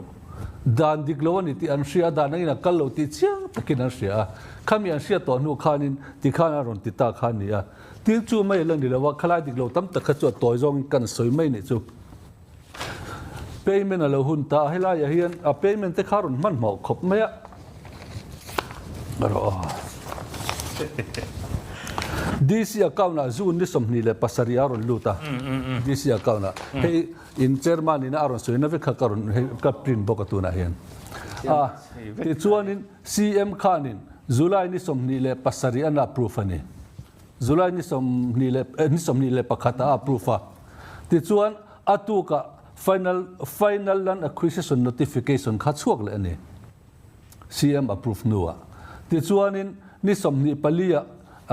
thotana CM ina approve thole a final and acquisition notification a chok le a ni lai thotana IAF in sarkar khan approve aron dela ni somni panga zirto pa khan payment khan ti ngalani kar kha chungin chu ta thil makjok ta ka chu July ni somni panga payment anti fel nu khanin heta anu kar khat vela khanin compensation award kha unapproved chawani payment and pek vector nu kar khat vela unapproved tina ni chu tin chu mai la ni lawa helaya khanin puming te hian heta ro soina hianin poisa kha pek ahun to sia ti chuanin a han release ta nuai vai bel se som thum min ro release ula ab ama chan bi ka tang khan vai bel se za som pasari kha chuni som ni panga henry ne ran release ngala vai bel se som thum kha pu ming te ne na khan an release boka aba khi chu ka document hi gaw hatia he affidavit om vekania eng beng kha IDBI benga ka document zong zong hi alom sia vai bel se som thum min pe ula chu chuan ka juk tlan chua ka nga katlan chua huna karon submit le anga a submit tur affidavit te le hey special power of attorney te poron zia ka undertaking te pom veka I thutiam na khata khan vai bel se som thum min pe masa ula te chuanin IDBI tang ka juk tlan chua ka nga te chuan heta karon pe kim huna abang zong kha chu min pe le don ni atia ti chuan ogas ni somni paruk ni ka sharon pek le ta kha bang zong kha hemi ina a ko chiang tak mai chu heti a process tho chung zong kha nin a original copy kha chu IDBI na kolvek enga tinga xerox copy nge ni askan copy vel tang khan kan sarkar hi decision a siam mi a danking ko tu tur ber kan DC te kan revenue how to ten ya ani ina kha tinga xerox vel mai a thilan ti kha chon a diklo ra rang hey tuna po Mizoram a petrol pump kan ne tira petrol pump ata hian 25 years lease an te thina he petrol pump an let out to ringot zimte metar som li panga ve som li nga vel biele ga po anti don hianin TSR an tia title search report hey ukil kan ya wangin ke title search report ti tun mai ka tin na sa thina aram nei dan hi adikem VC atangin heta engani periodic pata tangin LSC po digrengem an mutation adiglo omem feedback lo omem engkim mai kha title search report kan nei thinani tuna po hianin hepu mapian te chon an lati karinga IOC chon heta ati tu bi kan neya HPC elina ti boka khateng kharin petroleum ho hianin ukil bi kan neya an title search report he an ram da kham tu le li sa kan the chua tur sim sima hi dan dik taka aron dil tu te hianin an kol le an ta ani em ti kha kan ti chuak sin ni khatiang zong zong a po khanin e kan demand sia TSR title search report kha enga tinge he thila he dc te dan ti velo an mani hianin an lo ti dik lo chu ani ta masela man mo taka he la ya kan soilan lo te khanin order an pe mi an man mo chan la ta kha ke po makatia khati man mo a indo po la ni chuang lo ti ta chuan tu na po han over la rei vak lo chu an chol thawang kha nia tin chu ba ka i youtube pa te mun sang interview te kan ngai thla chu ta chuanin kan sign lo ani tu te kan sign lo kan sign na wa ang ve ten ti mai mai ni khatiang kha nia he a puming te ngai pon han zota a ni jana ka ngai thla ka chuan a he eng ma kan lo si lo wan han ti khanin nia office la mina ro ti ve ka dia khati dai mai ni chu wangin kan sarkar lampo hianin he aman mo ko nga hianin enge ni kan ho tu te train pressure ana de ule kanga dani an pal khlep nok nok e moni chu kan ti chu apoi ka tia e tu na kan soi lang sar lai ta ke ro chu khami original copy tel lova payment an han pe thea kha sarkar makta kan ka tia ne pu madari to toy te in MNF le ZPM khan tu na kan thil soi khalai kalvel mai te kha sel di chungchang te i ram no objection NOC chungchang kan han ti song song ve la hi in pom dan point ang tro ka pu madari to kan thil om dan in chu kha kan ZPM media chairman press meet thil mak ka ti chu toy te kan MPCC ko na tenan sai pia mak khan final notification chu atura din la chu ni som panga me ya khan preliminary notification an chu atani chu ta tanga ni somruk pani na chi ni somni pani thlasari sang ni somni panga khan final land acquisition notification kha chu atani chona para 11 na hianin aron soile chu khami ma khan ni kuwa thlasari July ni kuwa dai khan DC office an deposit dai to thu kha aron soita chuan ni somni pali thlasari sang ni somni panga sarkar approval an deal juitani ma se sarkar approval an deal ma hian CM hian ni somni pakhat thlasari sang ni somni panga approve to box ani chu ne hi an typing mistake nge puti bisi sulai ta chu da jaga soidu chu ke chu an ka soidu chu sel dit puti tian a soito a section 100 ta hian in Mizoram land revenue eka hian sel dit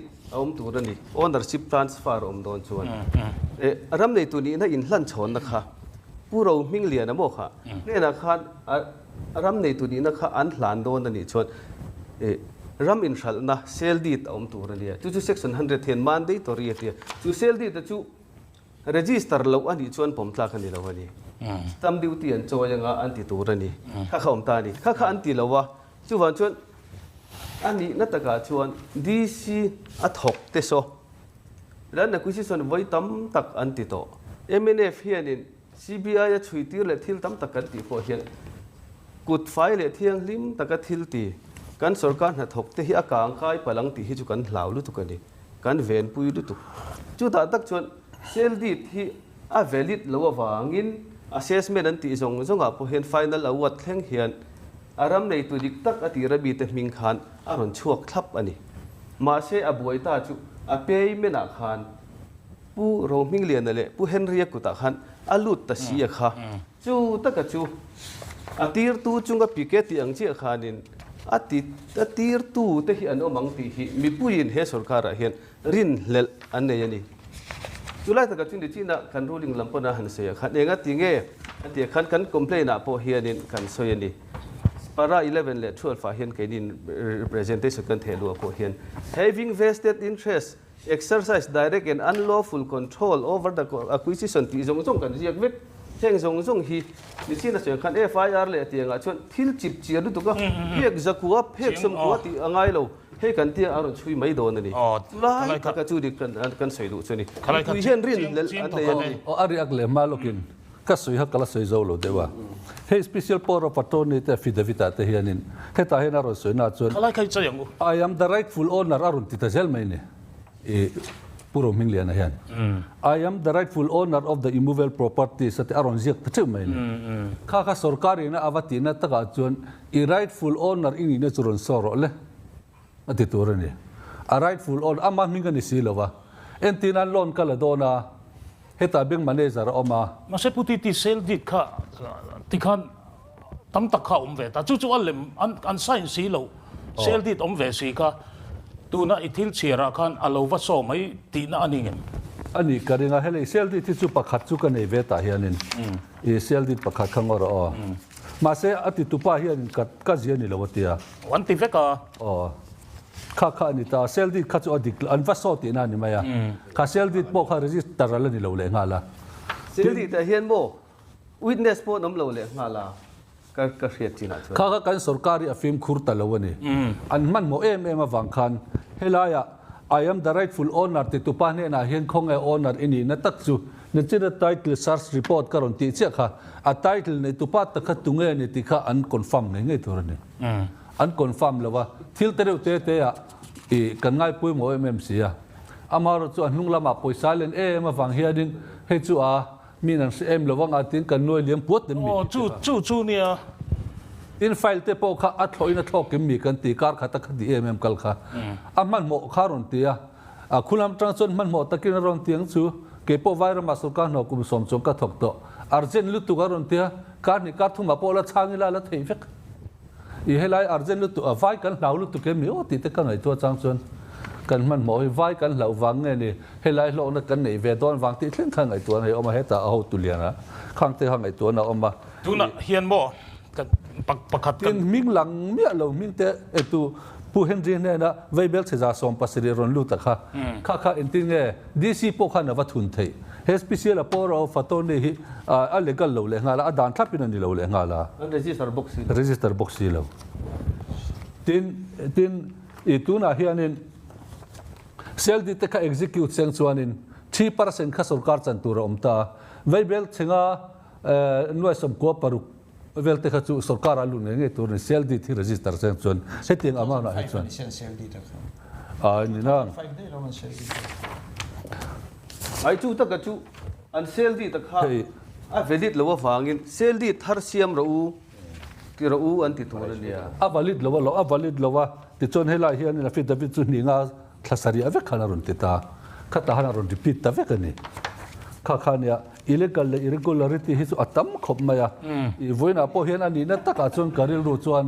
zpm po hi ukilan local tura ka lo nga ya achan chu helai document level vek in hel na tura ni wang hian ma se ngoi pui de moderator mi pui ai chon stamp duty in thanem ngai viwa eng pui ram thala chon stamp duty hin thanem ngai vak lawani ti kha lo langta chu da chu thil kha ngai tu ji tur kha ti tamani tin an sel di ta hian sel di valid lo na chan pakhat chu sel di kan ti re rangin chumi ram ale voina chu teng kha teng chu na ti kan tia a amount ni kan soi ngai chen tain amount pakhat ma so yom lo sel di ta in a format kha revenue department ina nei sa a chu sarkar berin a format an nei kha ngai pai mo ta lo re ga ni ti na ni ta chu wang chuan he thila hi chuan in he ta gol chiang deuh pakhat an neya right love of a country right or wrong tiang deuh le khalin adike modiglo mon gola khalu hian tum chat mio ka te moi lo mo tiang deuh kha de lengpui khotlang khuan kan lo hriat tong khan sang ni le pali sang ni panga khatia raman henin le chho vela khan bsf atrangin tikhan ramkha anron dil tranta khata tranga vo in thleng khuan in ti teang vo in thleng khuan keipo ka zukala kha puwana lps special report a pokhan an mani ho poka aron kom kola tuna inan soyang chi kha tikhan ron soi vek ta ni ngai nom khop maya chu khula yami zong khan sel di ta khan an ming kha signature lem ani thu te an hriat lo thu te an mani minga lsc lo chuak te lsc lo chuan nuwa tuna vaibel che za somriat le pasari veljet lo cheta a hi an han the thar ve ta ni chulai chuan lengpui pa ho atira ram infalna an alei tuna Indian Air Force ram pasari lsc pariata le ta ami hoina an thalna manjong jong pokha kanin soi tir ve kani ti chuan chung ho chuan engman se to lawa khati hun lai khan an hral ani cheng singa te atam ber noi thum te noi ni te nan hral ani ma se hun a local ta a he tiang thi la hi an khotlang in atira atanga force lam an du lo na kha voi tam tak an vc pi hlui phei ka chot voi ruk vel se taka voi linga ruk vel se taka an dor tu te poka so yani chuti ni chuan tu nan oi me hroi tu te khotlang hroi tu te ina in ko khoma an du lo thi la hi lengpui pa ho ming tho hian a lo chuak ta sia chu hreo man ti ni khulaya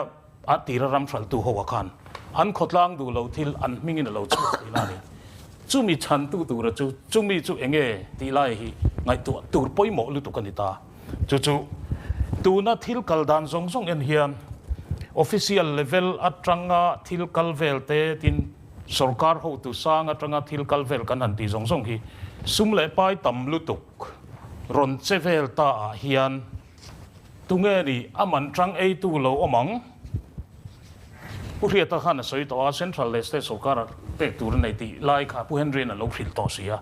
chu wang chun heng hi chai yangai ta ni a point mo ta lo chua dan chun ta RTI pon chang thadu lova CIC akal ta yangai nia he thila hian chu wang chun thup tum hi chu amani khate kha tun sarkar hemi thila hian serious tu kania tin pu moderator lengpui pa ho kha e an thiat chi ngai de chu preliminary notification kan ti kha adana hian section 11 a hian official gazette a chuanga ya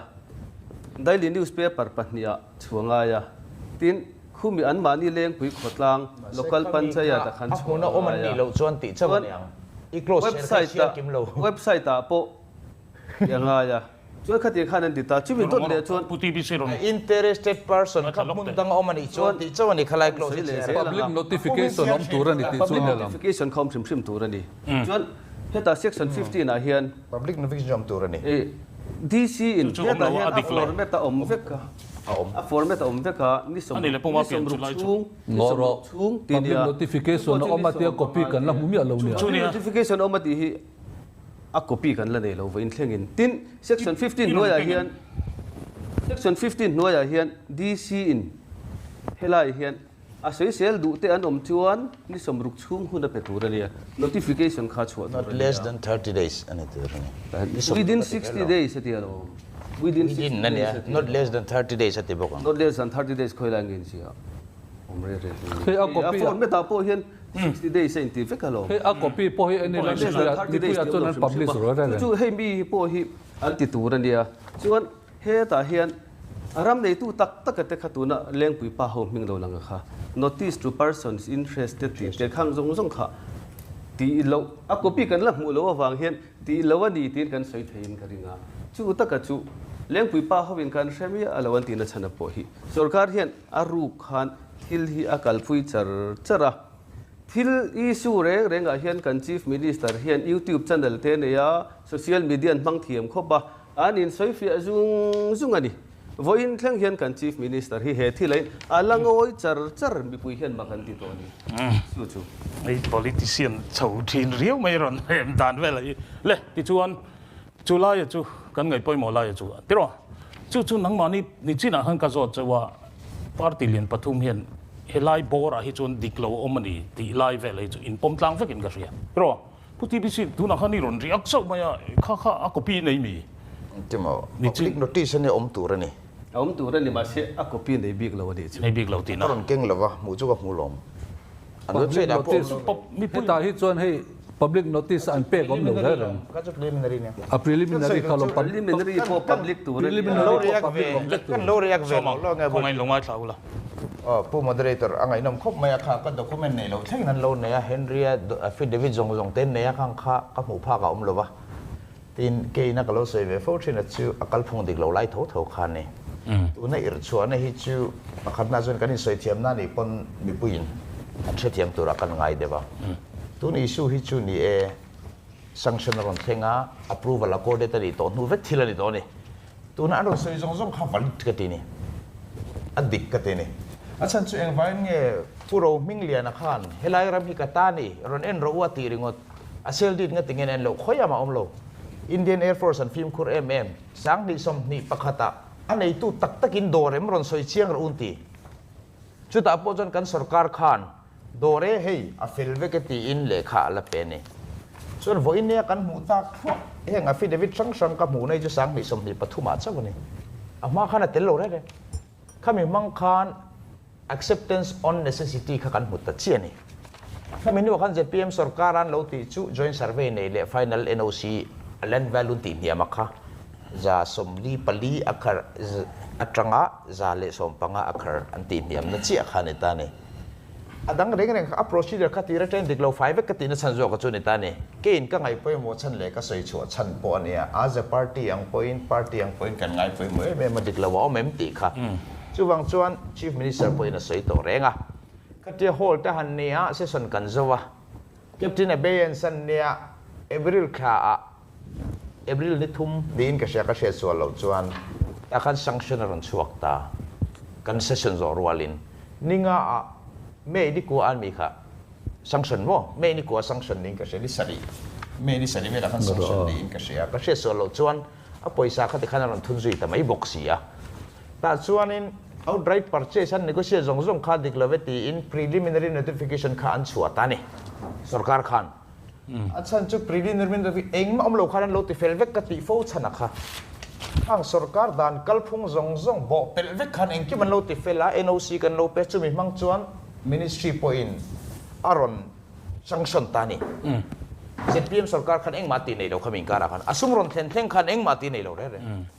correspondence อมเฮกเราว่า official ปนทรงเต่าละสมเข็นนู่เชี่ยข้าน่ะบ่อยแต่นู่จะจักเบมตาดิข้านี่แล้วมาคัดซูนักกินกันนั่นใส่เทงเวงอ่ะสุมไล่อ่ะกันบ่อยนี่เบริงกันเรียกัน party ปนิเตอ่ะ procedure ขันนี่โจฟ้าเตหิมนั่นนี่เกี่ยงกันใส่ article 371G ownership and transfer of lands กันใส่ฟุลซูก็ข้าเองก็ติงเงี้ยนำ party อินตีเต้นกันบ่าวสัลเวก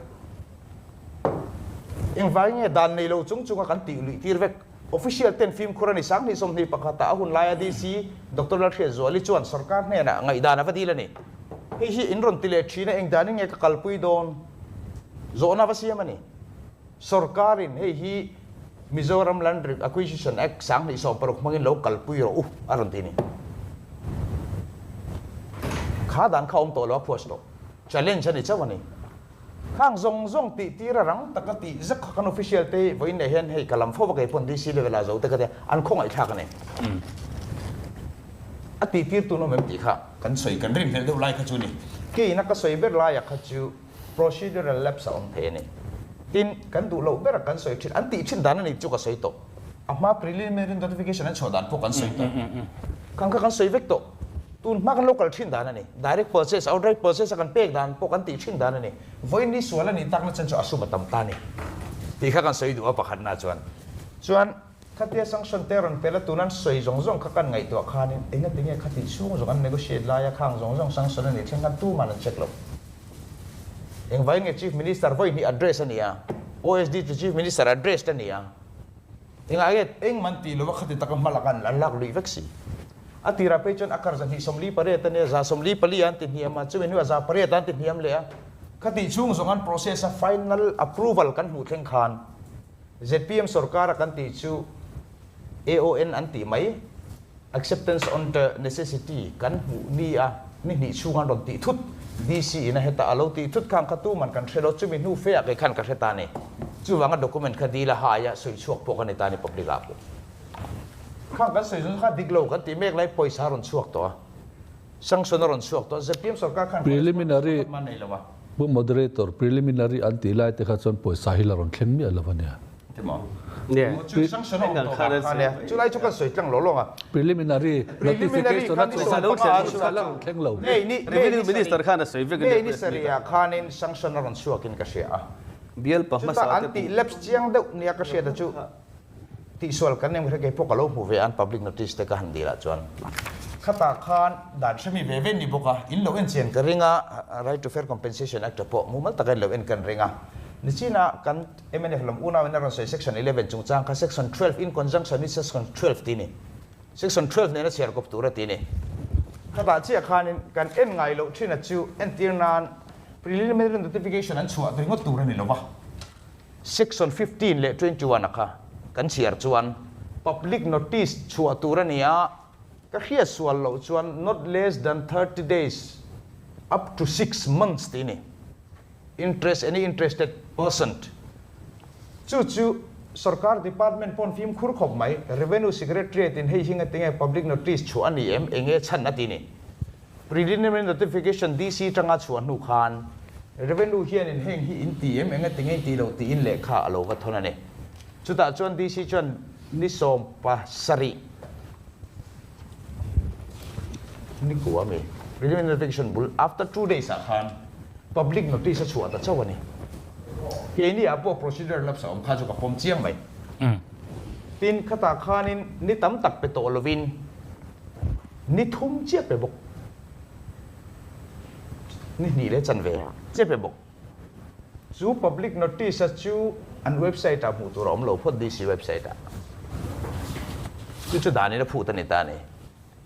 national paper sa ti big tak a khat chu interested person mun danga oman ni in ti ni not from the affected area ti ni ta ni khang dana te kha kan lo chiar ve kan lo hre china chuan dik lo chu mai the tu ne ron soi zong zong khang te kha khatiang om lo khan lo ti fel vek to ni kha chu actual mandatory chu final acquisition an ti chaw ni ta ni pu moderator zong an lo process vek the dik lo zong zong ate khang zong zong ka ke chen ka ngai poi mo Mizoram mi poi te he tiang zel hen mi kan kal poi don next acquisition po in line kan ne reng sai ranga po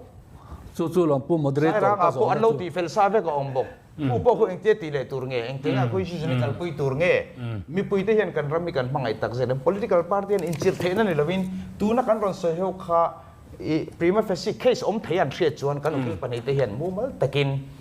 thil kan du tak chuan with proper evidence le circumstantial evidence om theiang ang kan kho mani ngai chumi mang chuan be ira ZPM sarkar chu in committee ZPM party chuan PSC a kan rel to tuna thelu poi thei patom chuan kan bo zui ngai po karing mi pui thamuang sela dik lo a om chuan he sarkar hian kam chela chu ni kan du berania moderator pakhat se kan du wanga CV wa the khatiang khana ron tita MNA foron pu fai de vek ni mai ani na taka chuan aron pu fai nuwa a bol lo ni ti a sia khata khan nga tinga CM khan in file po an ang in kalpui ni to mai se an tita e tuna hianin kanrama hian kalphung thar kan nei dona thil diglo ani ti shereng chung khanin e tun ma kan in sak te po ni mai thei la sak zolo te po ni mai thei thil engama khom ta sela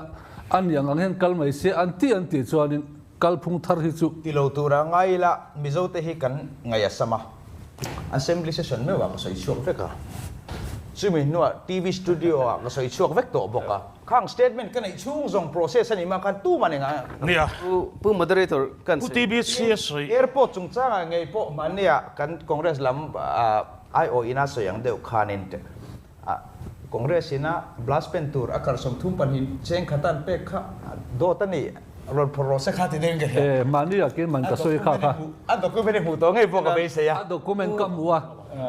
rupees 1 kha a token chawin ni kha a shala ni lo reng list ni kha lease for 99 years 30 years cheng khatin 32 acres air force chunga tuna air force ron om du lo ma se kha su shalang ni ron so ya air force dana tur fighter jet thuruk na tur mun nia akhar som thum pani ka cheng khatin a hlan ta daro chu shalang ka soi du lo ni kha chu do soi chu thang ma se kha pakhan ma execute ni lo mo execute ni lo wa sign po ni mi lo kha ron nang che kha na liam kha pakhat mai kan phal le wani a document kha ka nei veka karun keng lo tu na hian draft agreement chawni kha draft agreement ania chu token list ringotin cheng khat kan tia kha ramin ama mo awangin asum lam ke ni chong kan en talo sim sim ani chu ti chuan thil hi at langcheng thokat ta view chong ga riata kan document zong te po hi phor vek sen po ni lawa amaro chu mi puina voina heti kan hanin ko khoma kan han in som khoma kan thil soi hi mi pui in kan tuna in soi zo che kha ZPM sarkar a chun in ti chauvel lai khalai taka kha kan next step tura hian voina kan hun ton thila hi heti rala tanga in chai lo hian heti soi khomi kan andua chu anita ni chon ani le pu chanjawa kan revenue minister ina ron soi lai ka lan list in tikhan kan kalpui dan tur ti borvel kha mani khan ron auta tro ti don chu lai vel chu ani le ti thren khata hian khatian ni chuan Indian Air Force khan ซุ่มขันรอนดีเล็ดเลยอ่างลันลีสักขัดเต็นรอนตีดอนจันตีข้างไงดันในขันอมตาเฮล่าฮีเองนี่สรการหอยเฮรตูรักข้าปุมาเปลี่ยนจู่เองเตี้ยสวยตัวปูเฮ้ยเห็นกันอุณาเจ็ดปีมที่เห็นปาร์ตี้ดังฮีมินง่ายหมอลุตุกเงี้ยมันโอ้ที่ข้างไงตัวน่าสนใจทีนะด่านเซเวลเราต่างเด็กเล็กๆที่เห็นมินไงตัวทีนะถ้าจู่ดมิโซรัมลันรีวิวเอ็ก2013หน่วยเห็นมีมาลันนี่เราชวน section 40นะเต section 45 46อะจงเห็นเจียกันที่น่า rules อะพอเห็นเจียกันเฮตียงAir Force เตมีดังอะไรชวนนี่ LSC ข้าอิสุเทลวันนี้ฟอร์มออกมาอันดีลังลันลิสเบขันช่วงโดนนะอาทิตย์โด MNF โพสต์สุรการีละ Congress โพสต์สุรการีละ ZPM พอนี่เสลันลิสเห็นกันไปโดนอันมานี่จะเป็นลันลิสงะเป็นเฮบิกเล่เป็นตูร์บิกงะดินสอยะลันลิสติงง่ายจู่ดังอินะปาร์ตี้ดังอินะจัตุวันอัตตานะขัลตูรังเดียวทว่าอินฟูเด็กข้าดิกลาวินกันเสียอะไรที่เบอร์ปอน99 yearsนี่โหข้าเดียงข้าดานะเห็นเวกข้างตุสุรการปนอันจอมเวกโดนนี่เฮฮิจูฮิลเชียงอันนี้ข้าติลาย outright purchase อะเห็นอย่างที่นี่ที่ NHI อะเห็น outright purchase ปนนี่เสียแต่ NHI ที่กัน lease เงี้ย highway ที่กัน lease เงี้ยอันตาจู่เนี่ย highway issue บีกันเห็นอันลีกัน lease เงี้ยอันตาเฮตีจู่ตะกัจู่เนี่ยเฮดมีพวก acquisition เวกันเนี่ย outright purchase ส่วนที่จู่เอาลงมาแล้ว acquisition คัน national highway เอกหน่วยเห็นอังกฤษปุยด่านเขาท่ว่าจู่เนี่ยอิลฮีกันใส่ดูด่านเงี้ยกันตาตีไล่ให้กันสอดเต็มกันดูเลยปุยนั่งกันเทรดเดียวกันกัลปุยดูไล่ด่านฮีดังวัดเดิมลุตุกเละเองบ่ที่รู้ทับบิ๊กฟลูอังให้กันง่ายทีนะแต่จนตัวเตะก็ใส่ดูจู่นี่สมทุมออกโทบาร์มิโซรัมกันด่านมันไล่ไฮโคอร์ตินอาเชียตาอากุมาCM in February สมนี้ประคตาขานเก็บปินอเบียนสินกันได้อาทิตย์ช่วงตะเคียนMNFทิลตีขจุดเต้นตัวปินันโซยามาเซมาร์ชนี่สมประคตาตัวน่ะลันนักเวรน่ะด่านที่อันอดอบตัดทุตาจากลุตุกินันกัลปุยาจนจิมินนูโอ้ยสันนิเพเฟลจีอาทิตย์ออกัสนี่สมนี้ปัสริยาขาน FCAA ขานอดอบเละจีอันนี้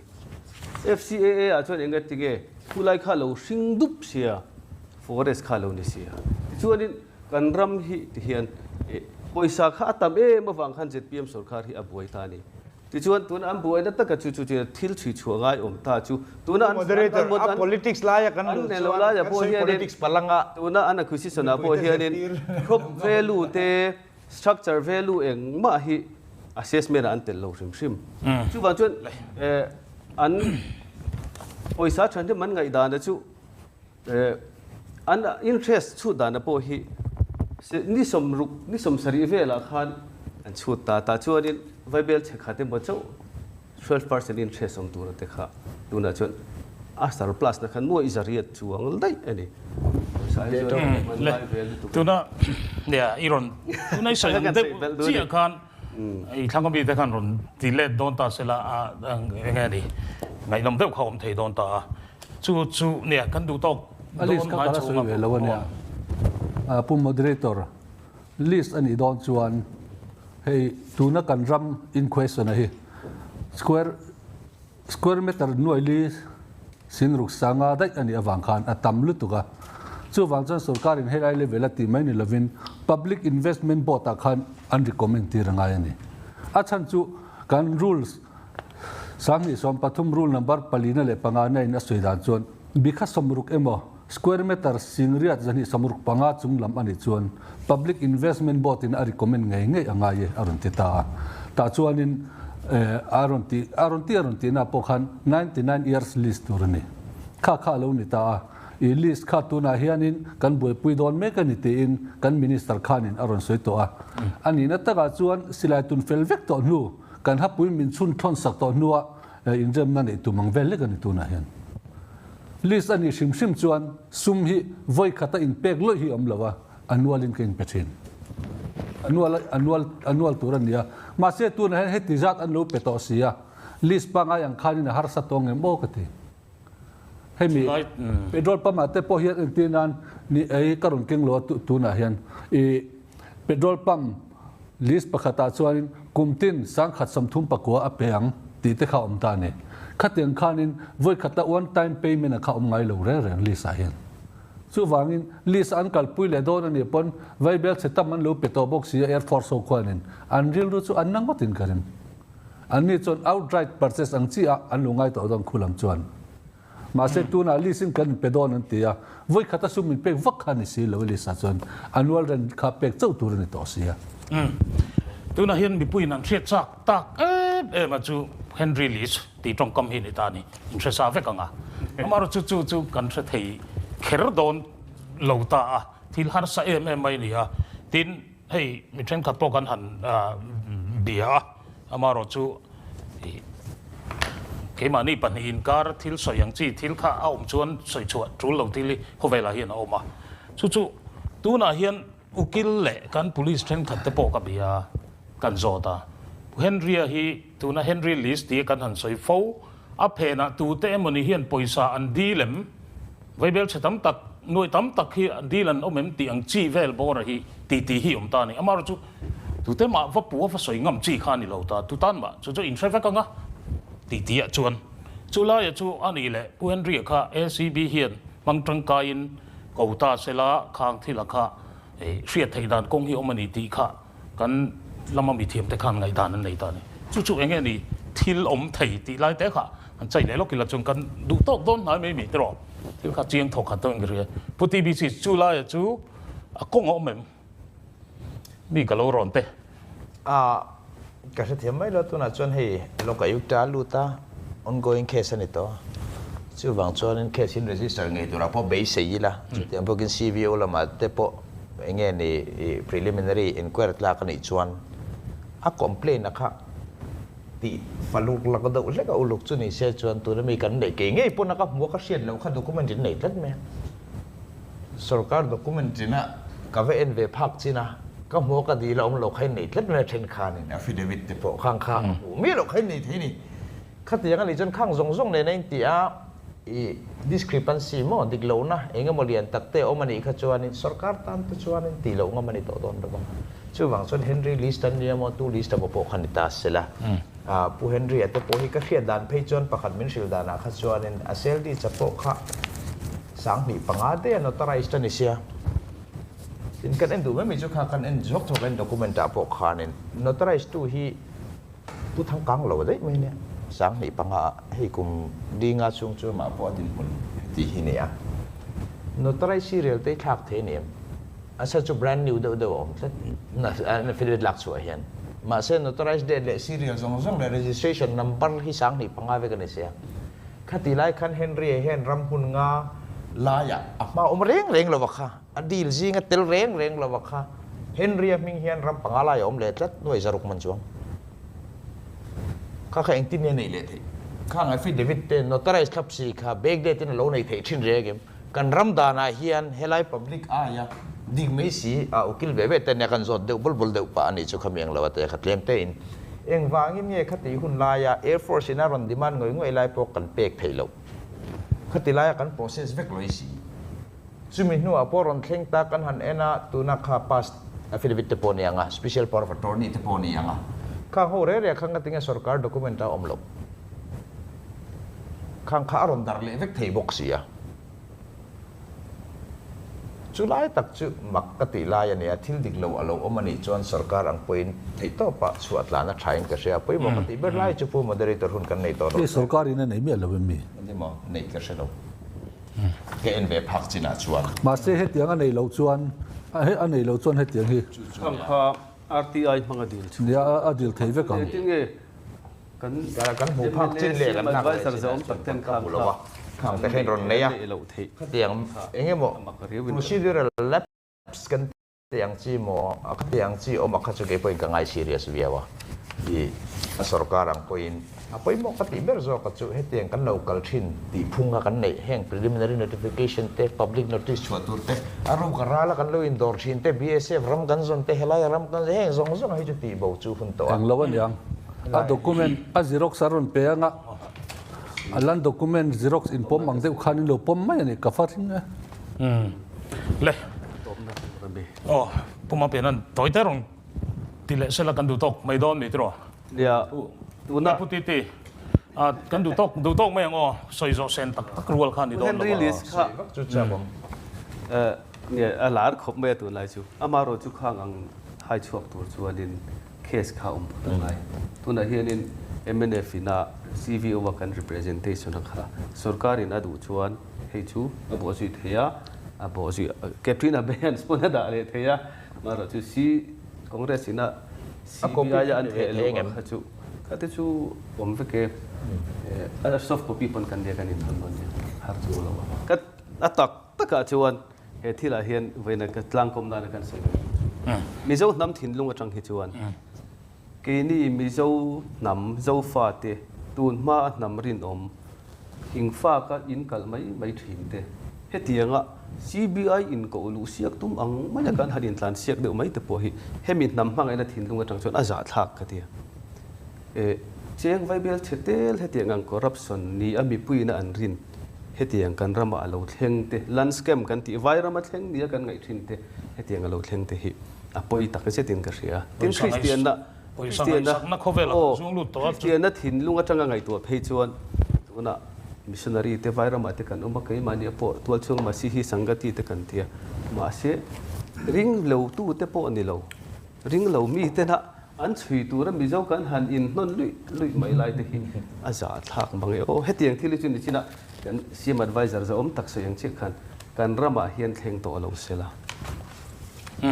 อย่างที่นี่อดีตตัวการที่กันไงตัว political party เตปนอินทันเลตัวกัน manifesto เลที่ละอันที่ corruption มีอะไรฮิจูเฮ้ยนั่นเลยส่วนละกันลากฮิจูอัตุนบางอย่างที่ข้าตั้งคำด่านี่ต้องขัดเรื่องมิโลเปล่าการนี่ต้นอันนี้ตาอ๋อพุทธิที่เอาเองเราวินเตียงกันดีกันซิงเอาปะเบระตัวนับผู้มาเปลี่ยนนัดสวยลายกันเนี่ยกันโคเวลข้าดังลำตัวชิงกำเลี้ยงกำเลี้ยงแล้วมันดีลงน้ำถิ่นลุงก็จังกะทิลไงตัวการเรียนรู้จังปอกันเนี่ยปอยสะอาดจิลนักโคเวลเห็นกันลุ่นเนี่ยลุ่นถูกตัวจู่ดิกเหลานั่นอินอารอนหัวโตจวน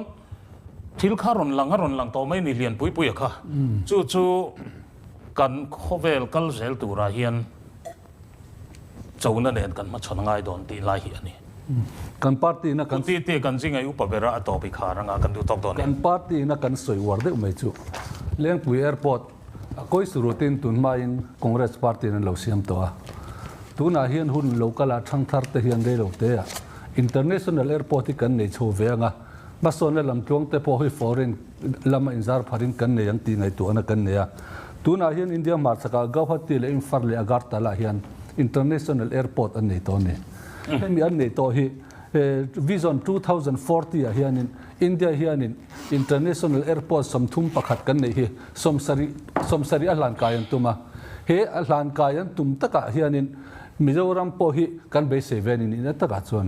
อามาร์จุคุลาแอร์พอร์ตบุรัมโลชัลตะกะเขาส่วนนินอปิงโดนินกันเสร็จลัดมาอ่ะเฮกันอุยลตุกปอยกันที่อันนี้กันทั้งทาร์เตนะinternational airport กันในนัตัวระดิ้งดิลิปักกันเราถือเวค่ะตูนโปรเจกต์เห็นอัติฟลอปเวกเห็นกันเสียปอยกันตีใครค่ะนั่นสวยปนเลทีนะแต่อินชั่วโมงเดียวนะ contiguous land นั่นหลบพอตา airport รามันนี่หลบว่า nearest from the airport land นั่นจะกิน KM ลีนี่มาสิคุลาย Air Force อันตารันตาส่วนเอ๋อาจารย์นัตัวนี้ชาวเซลตากินตีข้าอาจารย์ข้ารอนสอยนี่ไม่กันเลยลังเรียปนิเชียตัวที่ว่าเล่นกาลสวยจอมไม่มีอินเตอร์เน็ตนะ politics game มากันอันมิดสาขันนี่กุมมาร์สนี่งาขันินทารุกชุงินAIกันโลบวยปุยงเจ้าตียอันกัลมวงลุตัวก็ขลายจุงจังเตปข้าสวยหลังตามีอะไรวะAI ลำมากันแอร์พอร์ตอลูน่ะตัวลำข้าตัวนั้นมิโซรามิกันหาเมกเนี่ยกันเชียร์ไลน์อันนี้เราลำมาสวยก้อนกันน้องแต่ได้ตัวไหนยันช่วงบางช่วงให้ละAI พอเห็นรอนจังเลยเดี๋ยวกันตีเลยกันดูต่อกันเนี่ยสิร์ข้ากัน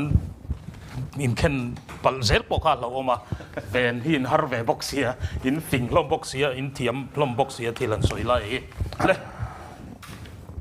มินเราเอ็นตูบิปุยเตนะกันเราไงตัวจุยตัวเละเฮทิลกันหันบัวใส่ชนะฮีโซเชียลมีเดียตั้มตะกอมตัวมูตัวอมกันตีรัวลินกัน political party เลียนปฐุมเตฮีไอ้ BJP ปนเรามาไว้ในเห็นกันหันซ้อมแต่เชื่อเราว่าทอมันในตำเราวางินอันนี้ปลีปาร์ตี้จงชวนกันดูทันตัวกันนี่เรื่องจุดที่รัวชวนให้สกัดกันไล่แม่ก็มาไว้ในอายอัจฉริยะกันจงเร่งตัวนี้กันดูเร่งตัวนี้จู่ฟังชวนไว้ในกันด็อกิเมนต์จงส่งเตกันทิลกันจงส่งเตสกัดไฟล์กันเลยกันไล่จงส่งอาเฮียนทิลดิกเราเองไงอมฟูเราเองไงอมตีเตทีริน ai thà dọc bây giờ nên heng hun hi kan ron manga kan ron chai ho ani ti hi min lo riat pui ta ula bây giờ nên chu kan thlir zel tur ani tura ngai ila atha ome ka ti zong kha lengpui ram Indian Air Force te na ral chung chang thil kan han soi zau na le kan thlir theina ani e MD&D Enterprise chuan chung tin te mamo